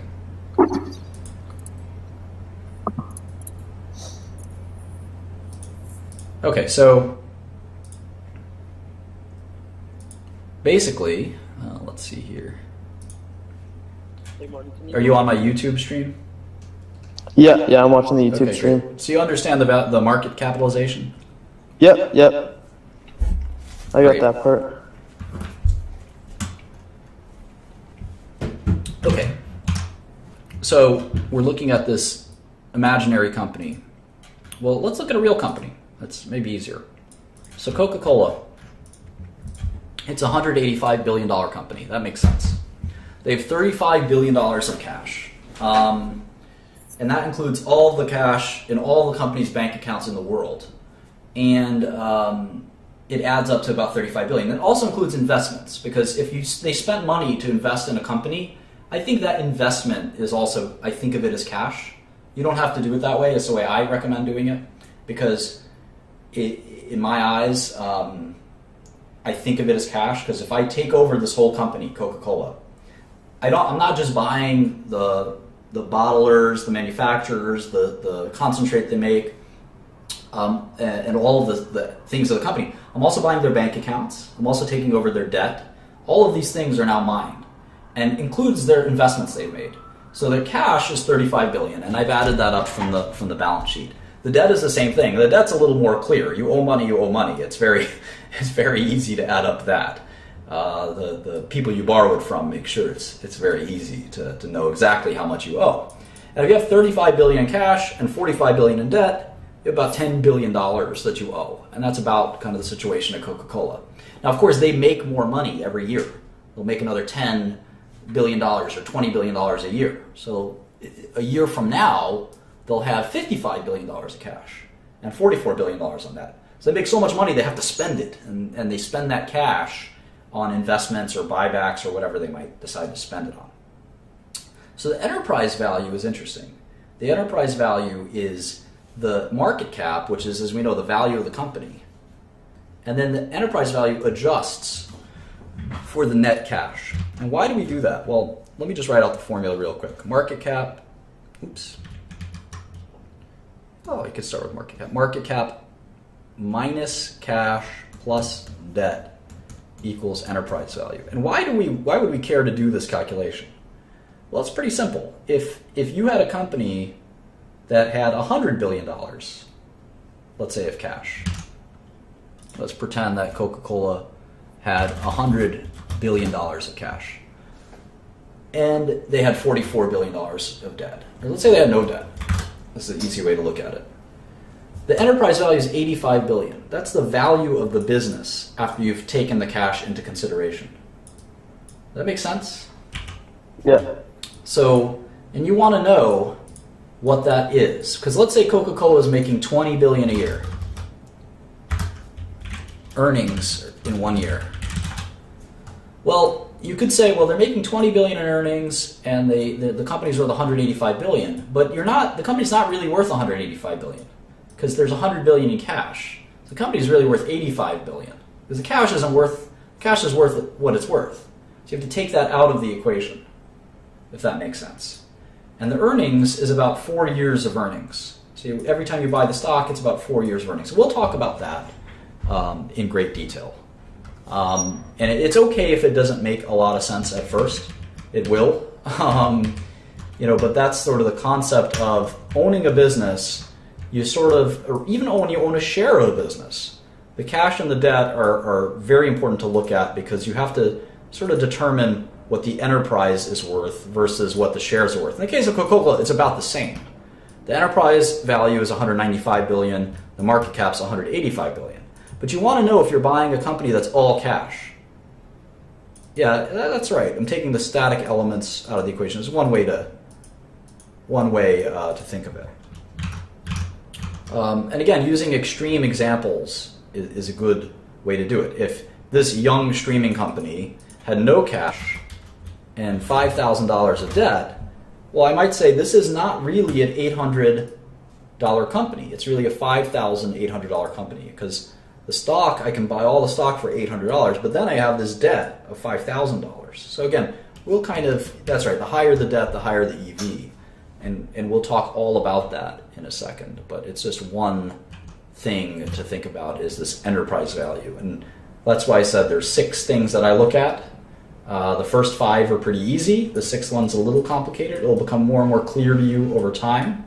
I've certainly explained it the best I can. I will continue to explain it as we go on. I found that if you just kind of let it simmer in your head and think about it in your thinking spots, I know the shower is my favorite thinking spot. I never go there. But this is a good place to sort of learn and think through wherever that is. Sit there and think it through. All right. What else? Does anyone else want to join and ask a question while we're here?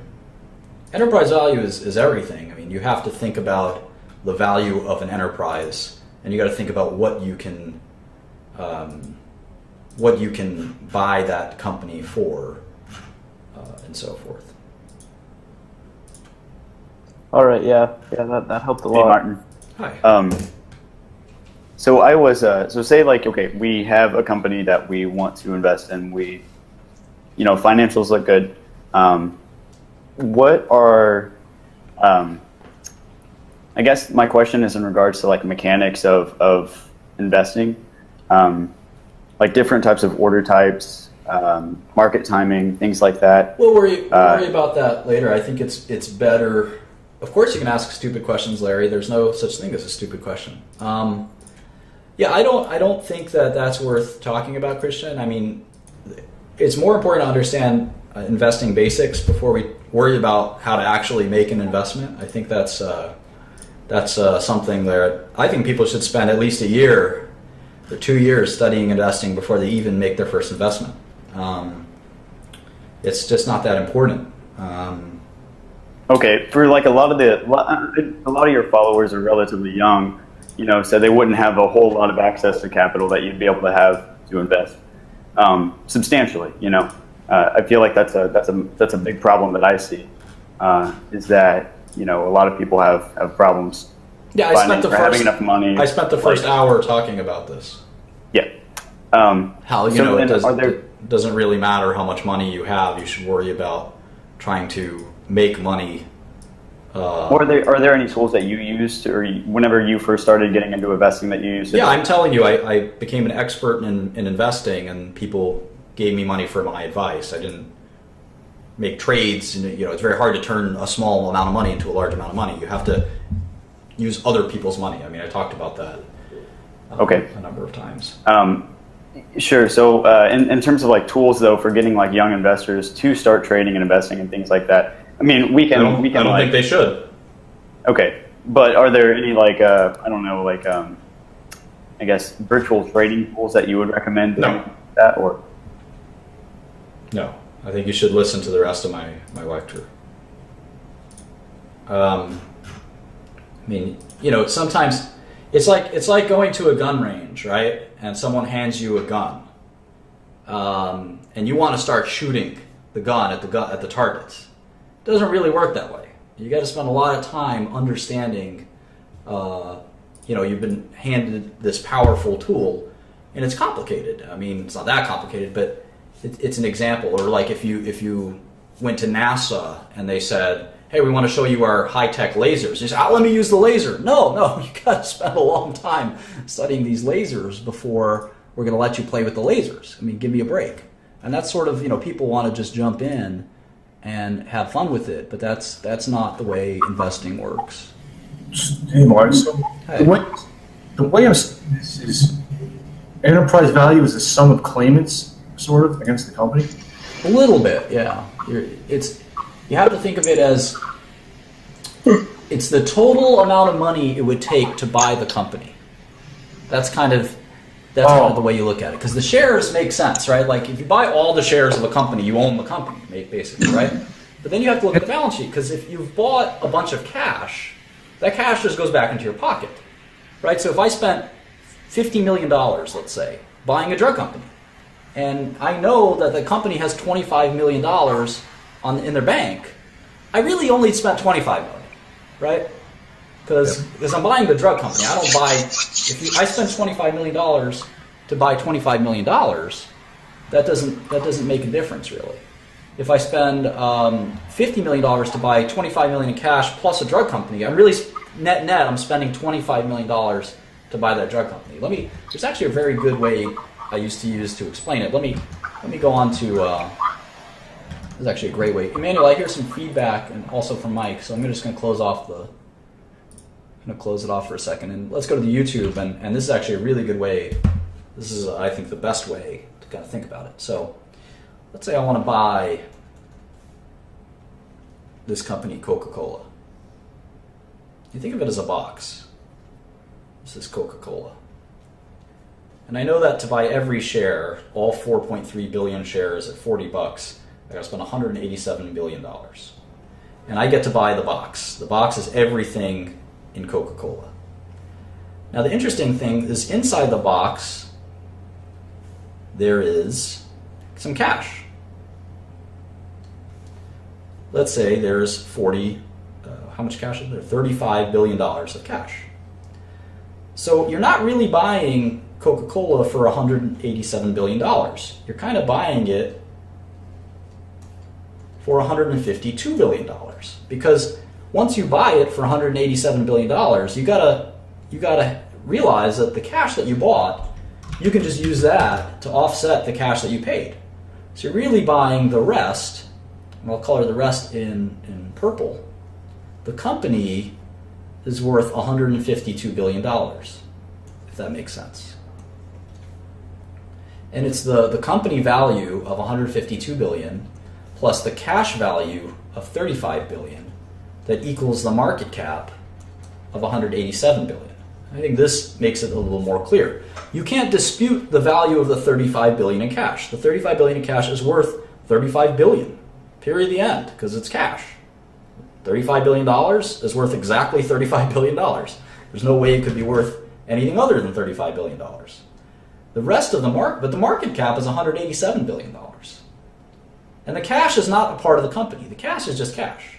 You can take this cash out, and you're left with the company, and the company is worth $152 billion. I hope that makes a little bit more sense to sort of how to think about enterprise value. So let's look at the Coke one more time.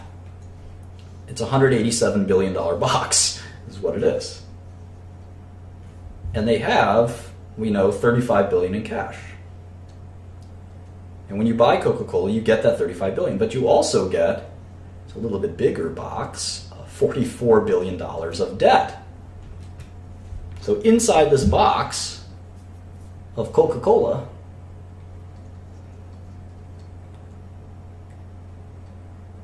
you've got $35 billion in cash and $44 billion of debt. And net, there's $9 billion of debt inside of Coca-Cola. So the value of the company is actually $196 billion. So if the net cash is negative $9 billion. So the value of the Coca-Cola business itself is actually $196 billion, because if you add all this up, it equals $187 billion. And that's the value the stock market gives Coca-Cola is $187 billion. So the value the stock market's giving the business of Coca-Cola is $196 billion. I hope that you understand that. It's not easy to understand, and again, over time, you'll get it a little bit better.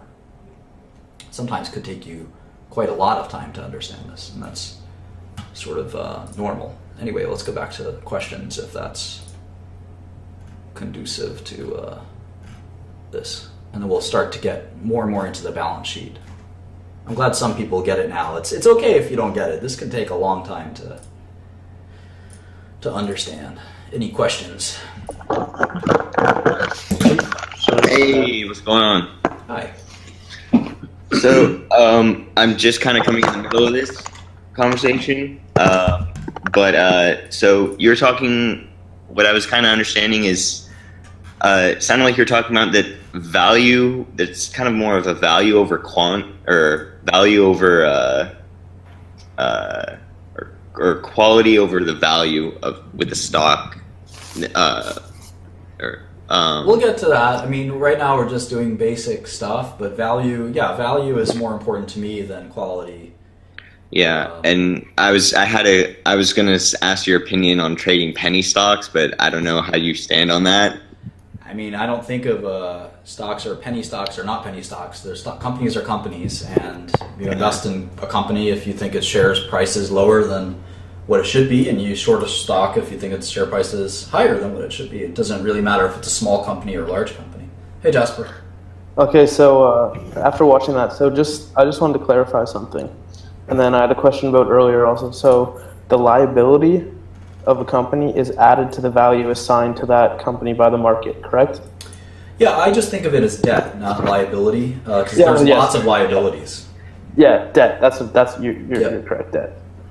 And then before you were talking about when you were with Charlie, keeping your ear to the ground and waiting for that right mentor to come and like to ask them the questions. But what like keeping your ear to the ground is pretty vague. Like, just are you just talking about putting yourself in situations where you'll be surrounded by people? Yeah, exactly. Like, here's an example. You got young Shkreli here, who's my alter ego, and, truly a genius. A little bit crazy, but still a genius. And you can message young Shkreli, and maybe he'll be your best friend. God only knows. You message me, I'm not going to be your best friend. I got too much shit to do. But young Shkreli, who knows? Look at him. If you dress up in like some jihadi stuff, then maybe you can't be his best friend. So, and he's got the ear of Martin Shkreli. So, young Shkreli could be your best way to go. The same way, there's a bunch of rappers trying to give Brittany Pepke their mixtapes to give to me. It's not always easy to get to the guy, but you can get to the guy's guy. Young. He showed his face briefly.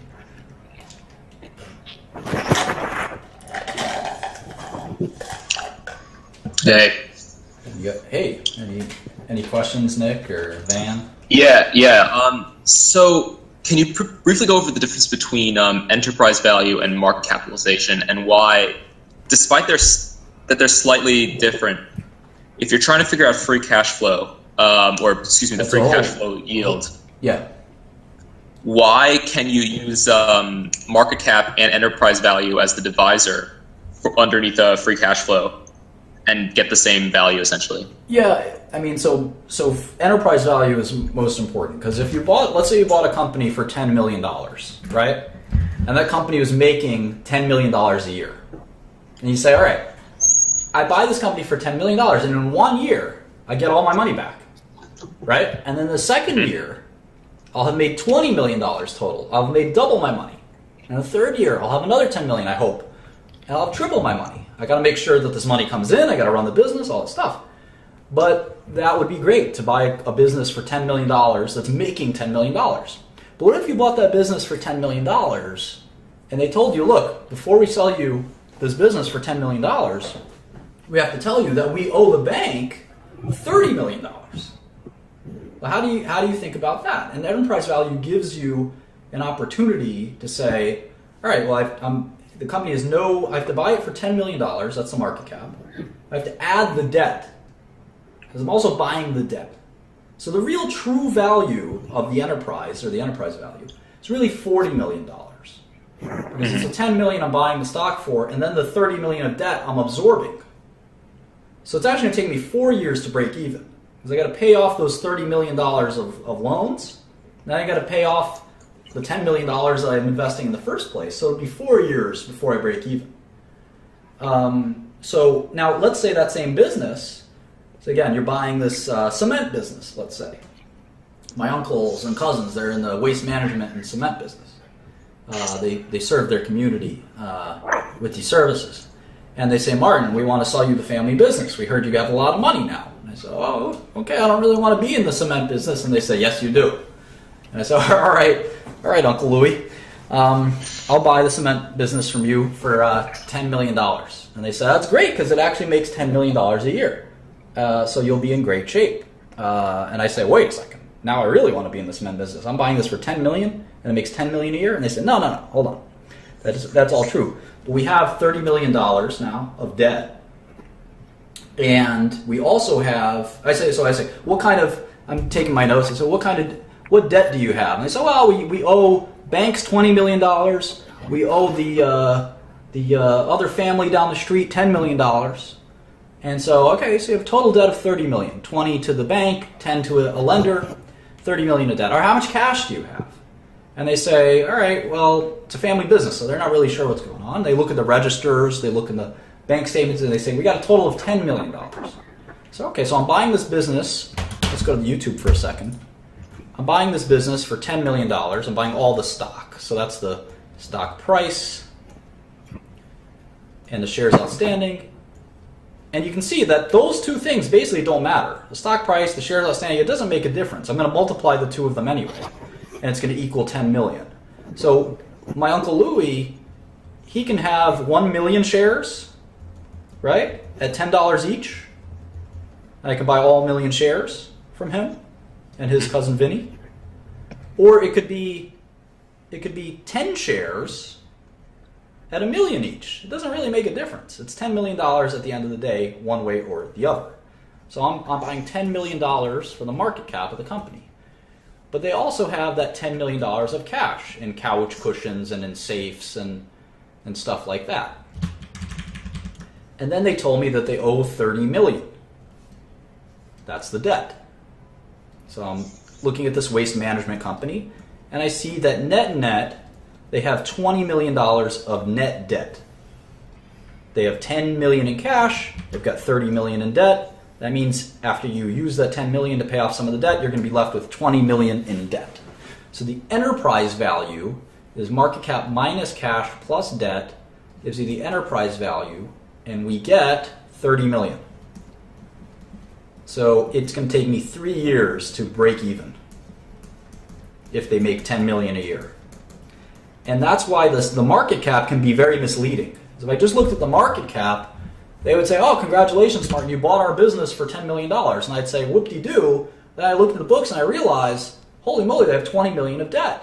And that's 2 times more than I paid to buy the stock of the company. So the net debt is very important to look at, and that's how we get the enterprise value. Typically for public companies, there's not much leverage. Sometimes you have a lot of cash that you got to remove. And that's important. Let me give you the opposite example. Let's say I went to my cousin Vikram, and Vikram wanted me to buy the family delicatessen business. And he said, all right, Martin, I want to give you $5 million. I want you to give me $5 million. $5 million, you can buy all the family's delicatessen businesses in the tri-state area. I said, wonderful. So, Vikram, tell me, how much money does the company make a year? He said, well, our delis, they make about $1 million a year in total between all the delis. And I said, all right, you want to sell it to me for $5 million? It's a stable business. I think that $1 million will be stable every year. All right, you got a deal, Vikram, $5 million. And then I say, all right, and Vikram doesn't know business, but I do. So I said, all right, Vikram, how much debt does your company have? And he says, Martin, what are you talking about? We don't have any debt. Okay. No debt. I'm writing down my notes. Debt, 0. Okay, how much cash does do your delis have? So, last time, let me get back to it. I haven't counted in a while. And I said, well, we still have a deal, right? It's $5 million, and I get all of the assets, the cash, the debt, the inventories, the accounts receivable, everything is mine. And I say, and he says, yes, that's the deal. $5 million, you get all my business. And I look into and he comes back to me tomorrow and he says, Martin, I just added it all up, and I know we signed the agreement that says I get everything, but there's $3 million of cash in all my accounts.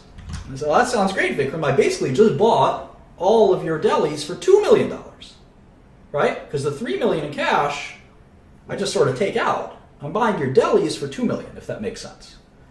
So that's sort of the way enterprise value works. You have to strip out the financial aspect of the company from the operational aspect of the company. And in this case, cash minus debt, there's $3 million of net cash. Unlike my Uncle Louis' waste management business, where there was $20 million in net debt, here there's $3 million in net cash. So anyway, the enterprise value is important because, like he said, it was making $1 million a year, this deli business. It's a $2 million enterprise value. That means I'm going to make all my money back in 2 years, which is a really remarkable thing. When you buy stocks in the stock market, it's about a 15-year payback, which seems a little crazy. And Vikram did get straight hustled, as we'd say in Brooklyn, which is my home stomping grounds. So yes, enterprise value, very important concept. 2 years is not a long time. If you buy your average stock right now is about a 15-year payback period. So if you can find something that's just as risky with a 3-year payback period, you'll be a genius investor, or a 5-year payback period. And that's what private equity is, I think, very exciting compared to the stock market. So I've done a lot of deals where I've gotten my money back in 3 months, 6 months. Sometimes I've had to raise the prices of the drugs very quickly. But in any event, the goal is to get your money back and then some as soon as possible. And we'll talk about that in finance and how that works briefly. But the enterprise value is sort of the concept here. All right. So that's why you want to use EV instead of market cap for when you calculate things like free cash flow yield. Correct. Or other multiples. Very nice, Nick. Very nice. You sound like you're a very promising student.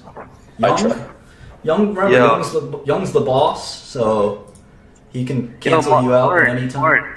Martin, I actually got a question for you, bro. I haven't slept, dude, in like 48 hours, so forgive me. I'm serious, I haven't, so I'm like really fucked up, man. But so EQ, is that a concept in corporate finance? EQ or EV? Sorry, EV. Yeah, it's corporate finance, sure. So in practice, I'm curious, do you use things like valuation by comparables or value at risk, intrinsic value versus market price, constant growth DDM or two-stage DDM, things like that? Like, do you ever have to use that? All of the above, absolutely. Oh, okay. So you do. Okay, cool. We're about to do some of that now. All right. Like I said, anyone who comes in here, you better respect young Shkreli. He's your boss. He's your idol. He's your mentor. Don't say anything bad to him, or let's just say you'll see what happens. It's not a pretty sight. Van, what's up? I think your mic's off, so you got to come back when it is on. Who else has a question before we go to the next topic? Celine Dijon. That's a funny name.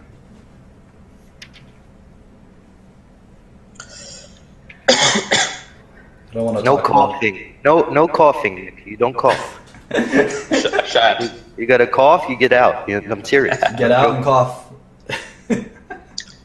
Shut your mouth. Celine Dijon. That's a cute name. Let's see who this guy is. Just know if you're a troll or something, we got people who will find you. It's not a threat. Hi, Martin. Hi. I was wondering, I don't know too many people and I would like to get into investing, but whose money do you borrow? Do you borrow your family's money, or do you just go out to different people, random people on the street, and ask them for the money? You don't go to random people on the street. Come on, dude. Use your head. Fucking serious? I used something called an investment bank to sell securities. But in all seriousness, please, if you're going to ask a question, keep it to the topic at hand. Don't go way off track. Yeah, please. And we're trying to go in order here. Here's another boss. His name is Naj, or John, or God, depending on how you spell it. Zoom is here too. All right. Let's try to stick to the lesson plan. So, finance nerd, get back to your shit. So hopefully we got our 6 major variables: stock price, shares outstanding, market cap, cash, debt, and enterprise value. And we've learned how to look them up. And let's be boring for a minute and look up the rest. So we looked up for Coca-Cola. Let's look up for Southwest Airlines. His ticker is LUV. So we go to the SEC website. Leave me, young Shkreli, I ain't trying to get slapped. Wise words. All right, so there's the SEC website. I type in LUV, and I go to their 10K. And now I also want to look at their balance sheet. So I go to the consolidated balance sheet here on page 67. They've got cash and short-term equivalents of roughly $3 billion. So just type that in, 1583 plus 1468. And let's see if they have any other cash. It doesn't look like it, but I just noticed in the corner of my eye, they have $20 billion of quote-unquote flight equipment, which I think is planes. That's pretty interesting. They spent $20 billion on planes. Those are technically assets, right? You buy Southwest, you get the planes, you could sell the planes. Just saying. Think about that. Put it in the back of your head. All right, so that's it for cash, $3 billion in cash. How about debt? All right, here's $600 million in debt. Here's another $2.5 billion in debt. So they basically have the same amount of debt as they have cash. And we would like to refer to this concept of debt and cash and how much you should have of each. We'd like to call that leverage. Leverage. You may have heard over time that leverage is bad. Too much leverage is bad. It's true that you could go to Goldman Sachs or JP Morgan tomorrow if you're Southwest Airlines. You could probably borrow $10 billion. But is that a good idea? I don't know. You borrow all that money, what are you going to do with it? Maybe you're going to buy American Airlines. Maybe you're going to buy JetBlue. But what happens when you have to pay that money back? It could be painful if there's a downturn in the industry. Maybe oil prices go up. Maybe there's a hyperloop that makes airplanes irrelevant. I don't think that's going to happen. Or autonomous driving. More people take autonomous cars instead of flights. You never know what will happen, and then if you're caught with all that debt, you can go bankrupt, whereas you can't go bankrupt if you don't have debt. So how much leverage to use? A lot of people will talk about how much one should use and what that looks like in a minute. But that's how we calculate it for Southwest, and practice makes perfect. So let's go to Chipotle, which I believe is the correct pronunciation. And that stock ticker is CMG. It stands for Chipotle Mexican Grill. I'm going to go to 10K. And hit the financial statements, and here is the balance sheet. Looks like there's $248 million in cash. You son of a bitch. And $622 million in long-term investments. Any other cash-like assets here?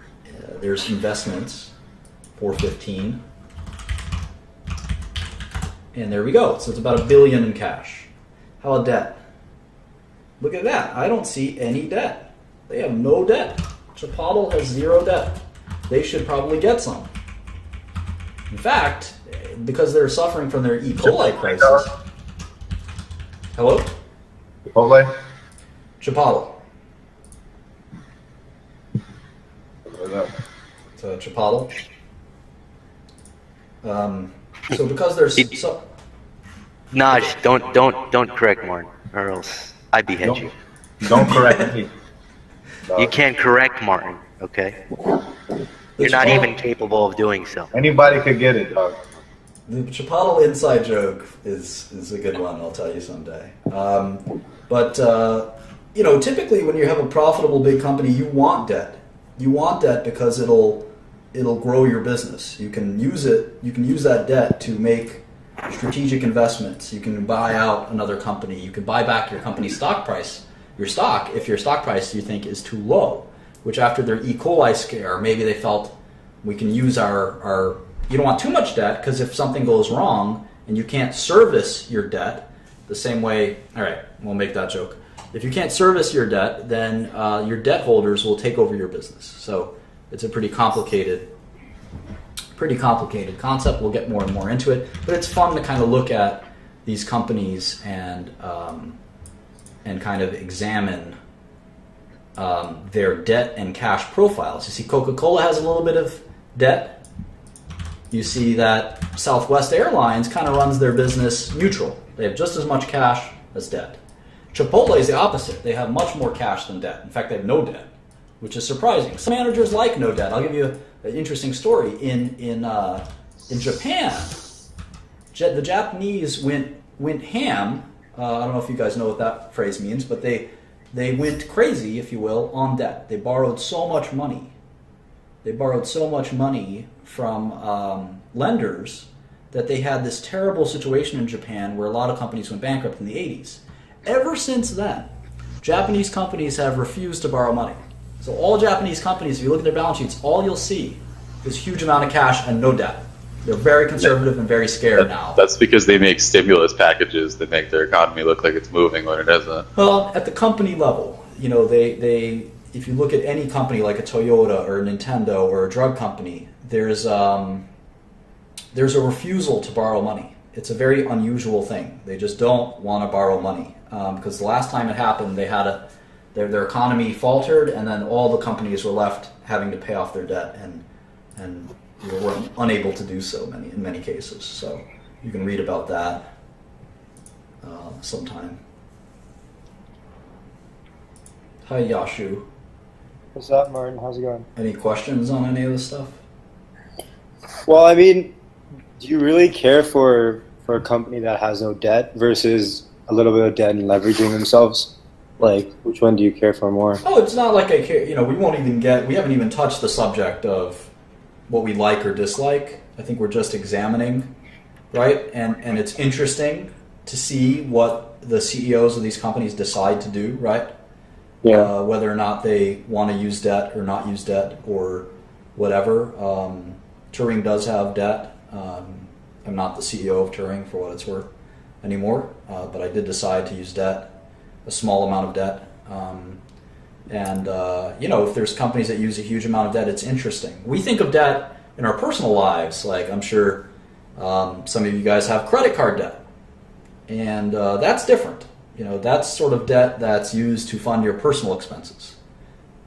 Business debt is a very different concept. But yeah, student loan debt is kind of a little more similar, where you're using the student loan debt to improve your future earnings. Kind of. It's sort of similar to a business debt, where you're saying, I need a bunch of money to make this great investment in myself. And typically it's not a good investment for what it's worth. But I'm going to borrow $200,000 to get a college degree to increase my earnings potential 10 years, 20 years from now. Look, if it's for Harvard, I would say for sure.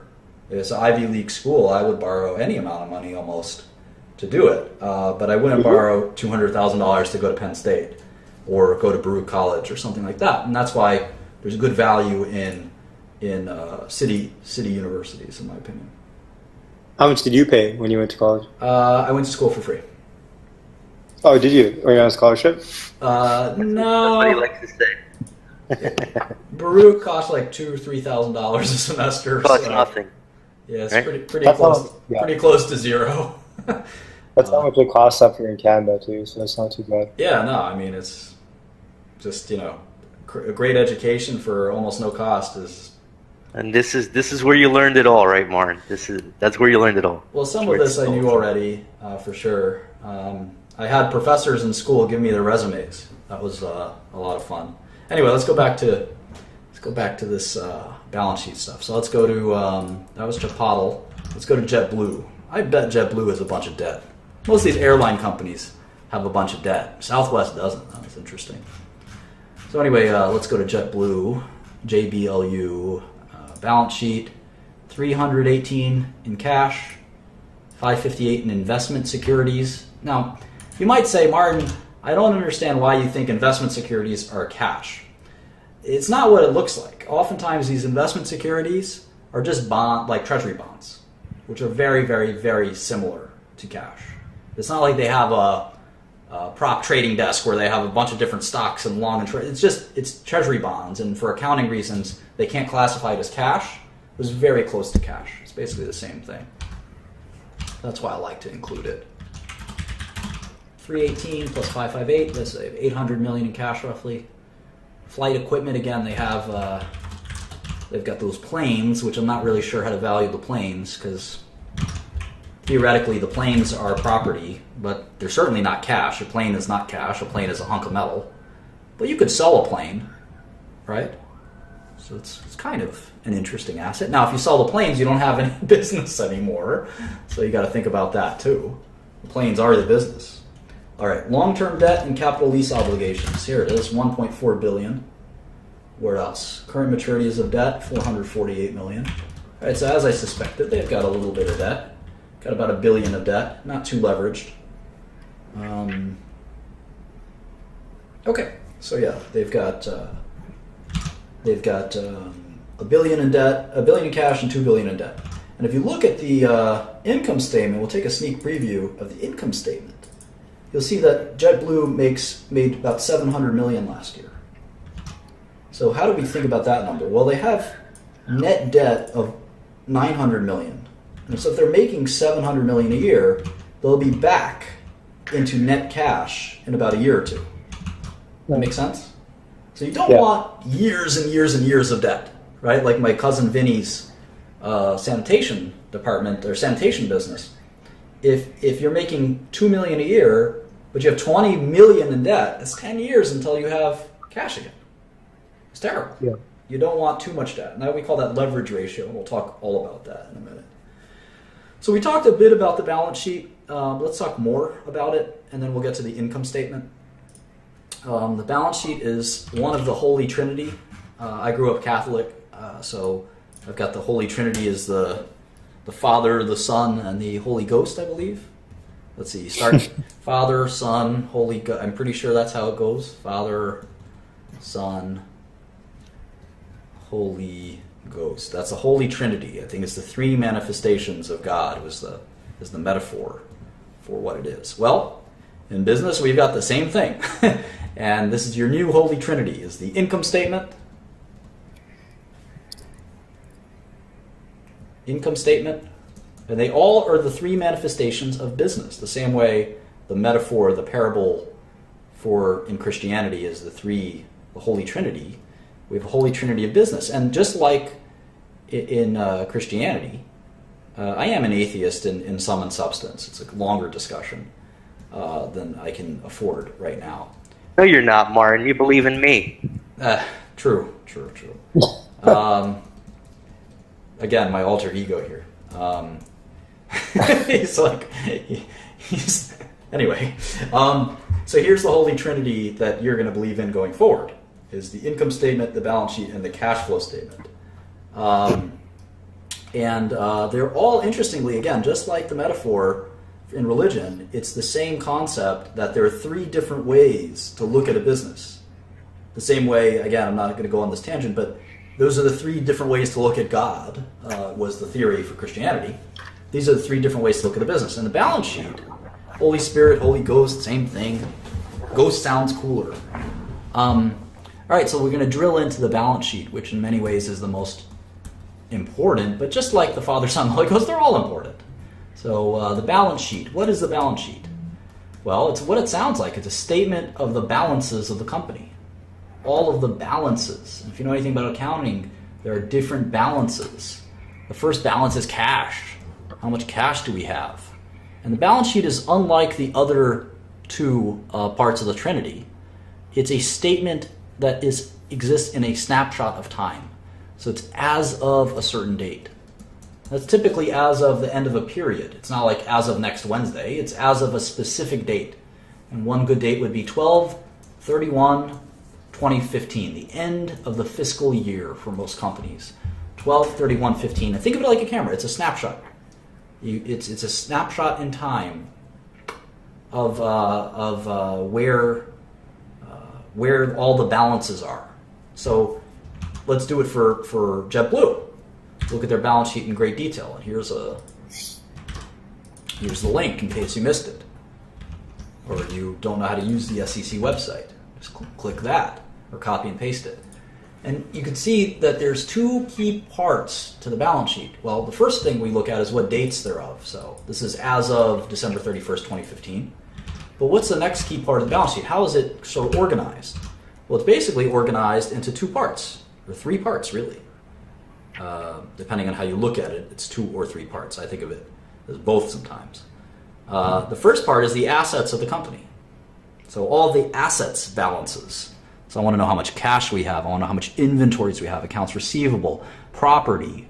I want to know how much money we've lent out. I want to know all of this stuff, all of the balances of the company. So here are the assets. Now, obviously, the first asset, a good asset, I'm going to put that in bold, is cash. Another good asset is accounts receivable, inventories, property, plant, and equipment, which is very important. We'll talk all about property, plant, and equipment. Other assets. And then we're going to add that all up, and it's total assets, right? Well, what's the next important piece? Liabilities is the opposite of assets, right? Liabilities. What kind of liabilities do we have? Well, the first one is called accounts payable. Accounts payable. And this is the opposite of accounts receivable. This is cash that we owe other businesses, like our vendors. Like I owe Staples $200 for my office copier. I owe, et cetera, et cetera. I owe my pharmaceutical company. I owe $1 million to my chemicals company, et cetera. And then there's debt. There's like kind of the opposite of cash. This is money that I owe to lenders, banks or funds or the marketplace. There's investors that have lent me money. They've lent me money. So that's debt. I've got all kinds of other liabilities, accounts payable, employee expenses, money I owe my employees. They could be any kind of money. It could be salaries, that could be bonuses, that could be pension. I owe, what else? Accrued expenses, deferred revenue, all these complex accounting statements that we'll talk about in a second. Now the final part of the balance sheet is what we call shareholders' equity. And this is a little bit, probably the only complicated part of the balance sheet. What that really is assets minus liabilities. It's kind of what's left over. So if we have a total of, let's just say, $5 million in assets, maybe it's $2 million in cash, $1 million in accounts receivable, $500,000 in inventory, $2 million of plant, $500,000 in assets, and the total is $5 million of assets. And I add up my liabilities, maybe I have $1 million in debt, 500,000 of all these other guys. Maybe I have 0 deferred revenue. This is a total of $2.5 million in liabilities. Well, what's left over, assets minus liabilities, is shareholders' equity. This is what shareholders own. We sometimes call this book value.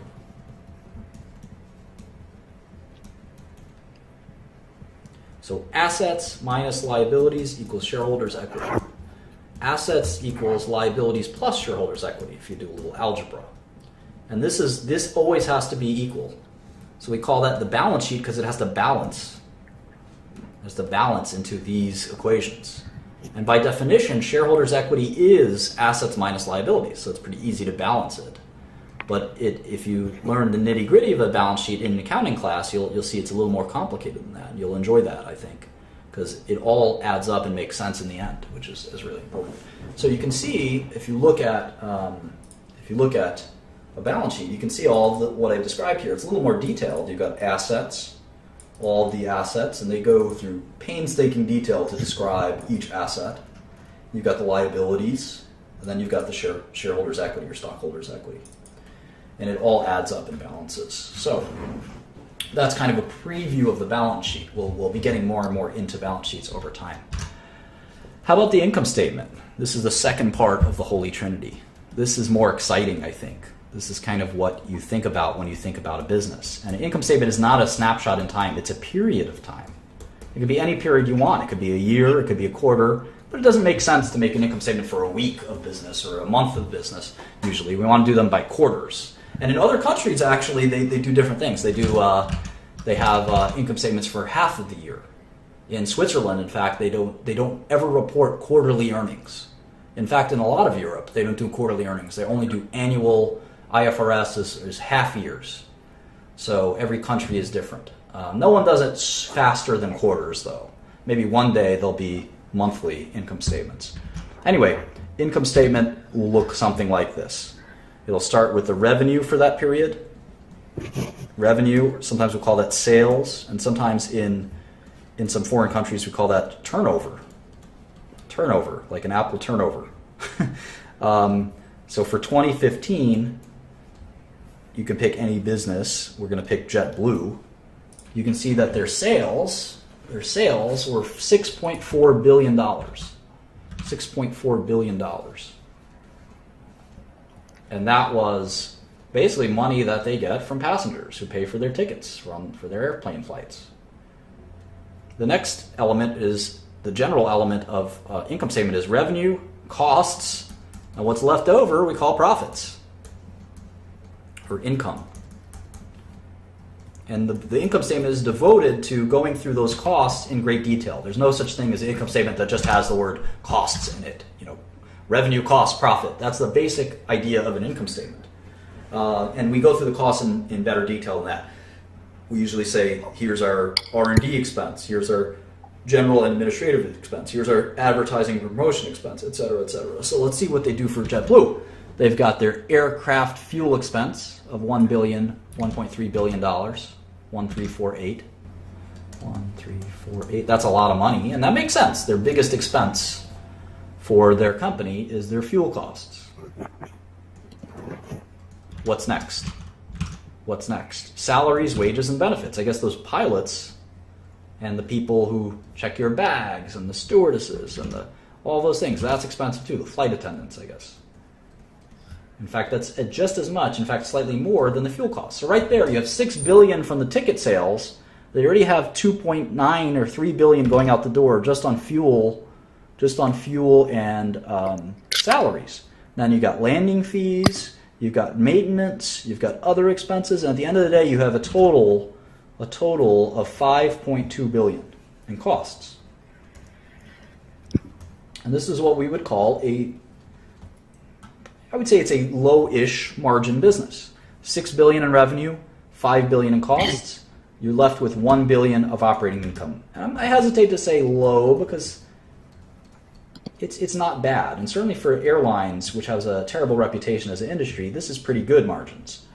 And you can even calculate as a percentage, what is that 1.2 billion of operating profit? What is that margin percentage? And you can just do 1.2 over 6.4. It's 19%. That's actually not terrible. You'll see as we get to pharmaceuticals or other kinds of businesses like Coca-Cola, you can have operating margins of 30, 40, 50, 60, 70%. In fact, there are some businesses that have operating profit of 100%. Those are royalty businesses where they just collect a royalty check. The young Shkreli collecting checks all the time doesn't cost him a penny. For instance, we know this. They got royalties just on his voice, just on his likeness. Fact. So anyway, that's a brief preview of the income statement and the balance sheet. The cash flow statement's pretty complicated. We'll go into those some more. And then we have to learn all these things as a framework for understanding the operations of a business. And we're on page 7 of my kind of PowerPoint, and there's going to be more and more, setting up to understand the value of a company. This is the alphabet that we're going to use: income statements, balance sheets, cash flow statements. We're going to learn about how to use these. They have their own language, revenue recognition, accounting principles, FASB, all the stuff that will make your head spin.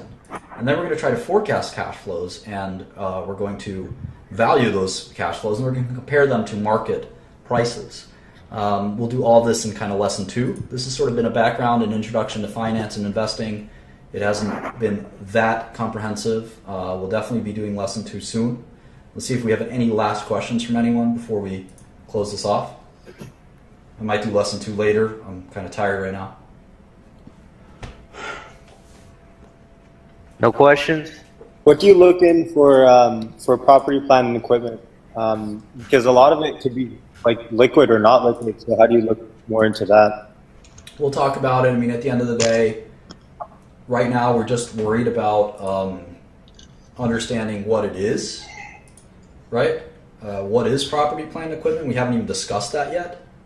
So we'll define that in the next lesson on balance sheet stuff. Items on the balance sheet. We'll talk about deferred revenue. We'll talk about what exactly is accounts receivable. How do we charge off bad debts in accounts receivable? What exactly are inventories? How do we book those? All these things are pretty complicated, and PP&E is no exception. Property, plant, and equipment is definitely a pain in the neck. Nick. Hey, all right. So if a airline is trying to hedge its oil costs, essentially, Is this buy about oil the futures, lesson, Nick? Are you really asking about what we just went over, or are you? We're just about we're debriefing. This is a debrief, okay? So if you have any questions based on what you just kind of went over, keep it concise and quick. Or not asking about aircraft hedging, oil hedging. Get out of here.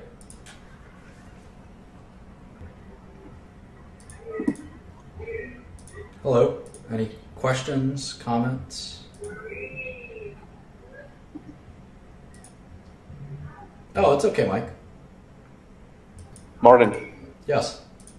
So you got in the balance sheet, and I just want to ask you, what's your like? How do you evaluate properly the return on capital employed? What? The return on capital employed, ROC. Yeah, we're not there yet. We'll do that in the next few lessons. Oh, okay. We haven't barely even touched the balance sheet. All right. Oh, okay, thanks a lot. It doesn't help anyone who's watching this lesson and beginning the very, very beginnings of learning what a balance sheet and income statement is to ask complicated questions. So. Yeah, because by the time you even get there, I mean,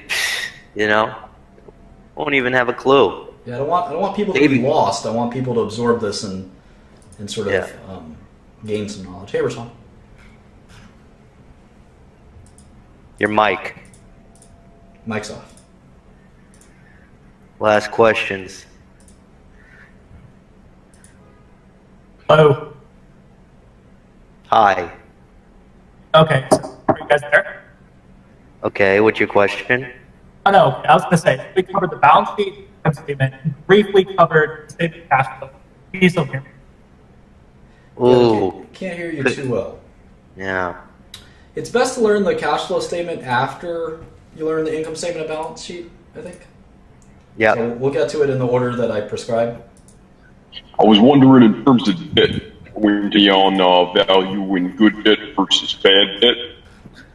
Yep. We'll get to accounts receivable and the difference between, there's two different kinds of debt. There's accounts receivable. You've got your good customers who you think are going to pay, and then you've got doubtful accounts, like my friend Maurice, who never pays his debts. So Coca-Cola and Chipotle are great examples because they're well known, but I'd be interested in seeing biotech. We'll do that. We'll definitely do that. Yeah. And if you all stick around for the stream, once the lesson's over, I might start doing some biotech stocks on demand. Right now, I want to log in a nice 2-hour stream where we kind of learn something. I save it. You can just kind of look back on it as an intro to finance. So I know there's been some people watching this whole thing here. So if you have any questions, don't be shy. Feel free to ask Martin. That's kind of why he did this whole thing. But let's get some real questions on the material, please.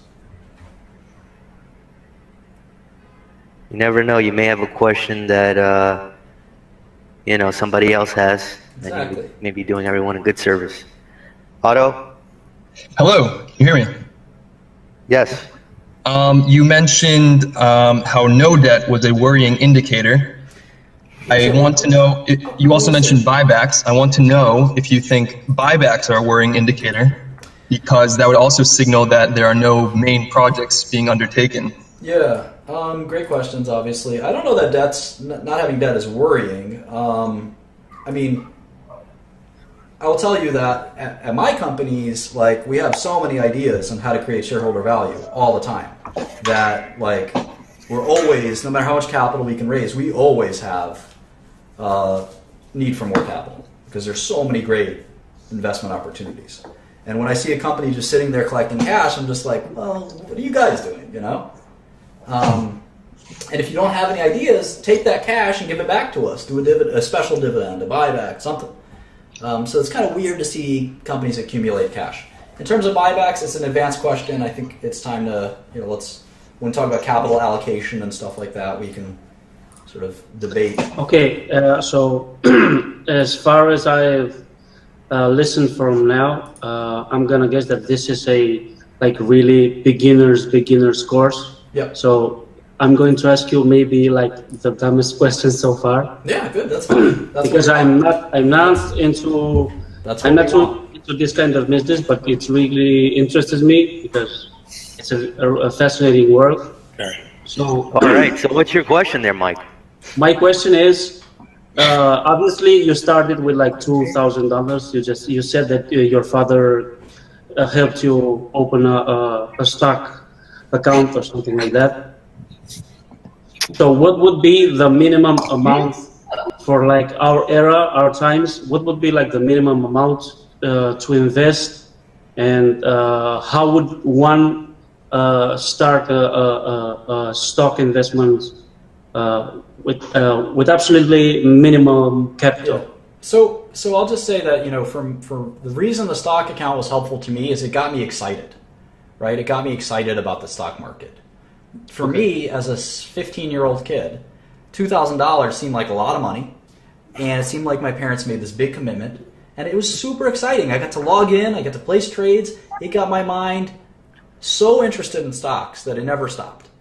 And it's not about the $2,000, right? It's about giving someone the excitement of a lifetime that would last forever. And that's why the $2,000 investment was exciting start. It got me so motivated. I got a job at a hedge fund. I got a job at a big hedge fund. I started hedge funds. I started drug companies. It just propelled my interest in business. So I wouldn't think about it. I think the minimum amount for most investment accounts online, the E-Trades and the Ameritrades and Interactive Brokers, I still think it's about $2,000. In fact, it might be even less now. So I think that giving someone a stock account, especially a younger person, and it doesn't matter what your age is. You can be 40 years old, and if it's your first stock account and it excites you and it gets you motivated to do something, I think that's exciting. You're never going to make money with a small amount of money, right? It's just the dream of turning $2,000 into $1 million. It's not going to be, it's not ever going to be possible. But, will it propel you and excite you to go to the next stage? I think that's kind of what these small accounts are helpful for. Hey, James.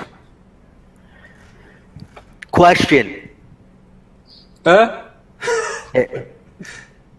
Yes. Uh-oh. You have a rival. Come on. All right. Was that your question, Gnarly? That's a great question. Thank you.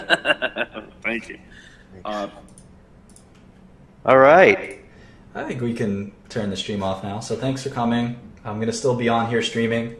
I'm going to turn it off so it registers as a stream. I really appreciate everyone coming on, asking questions, checking it out.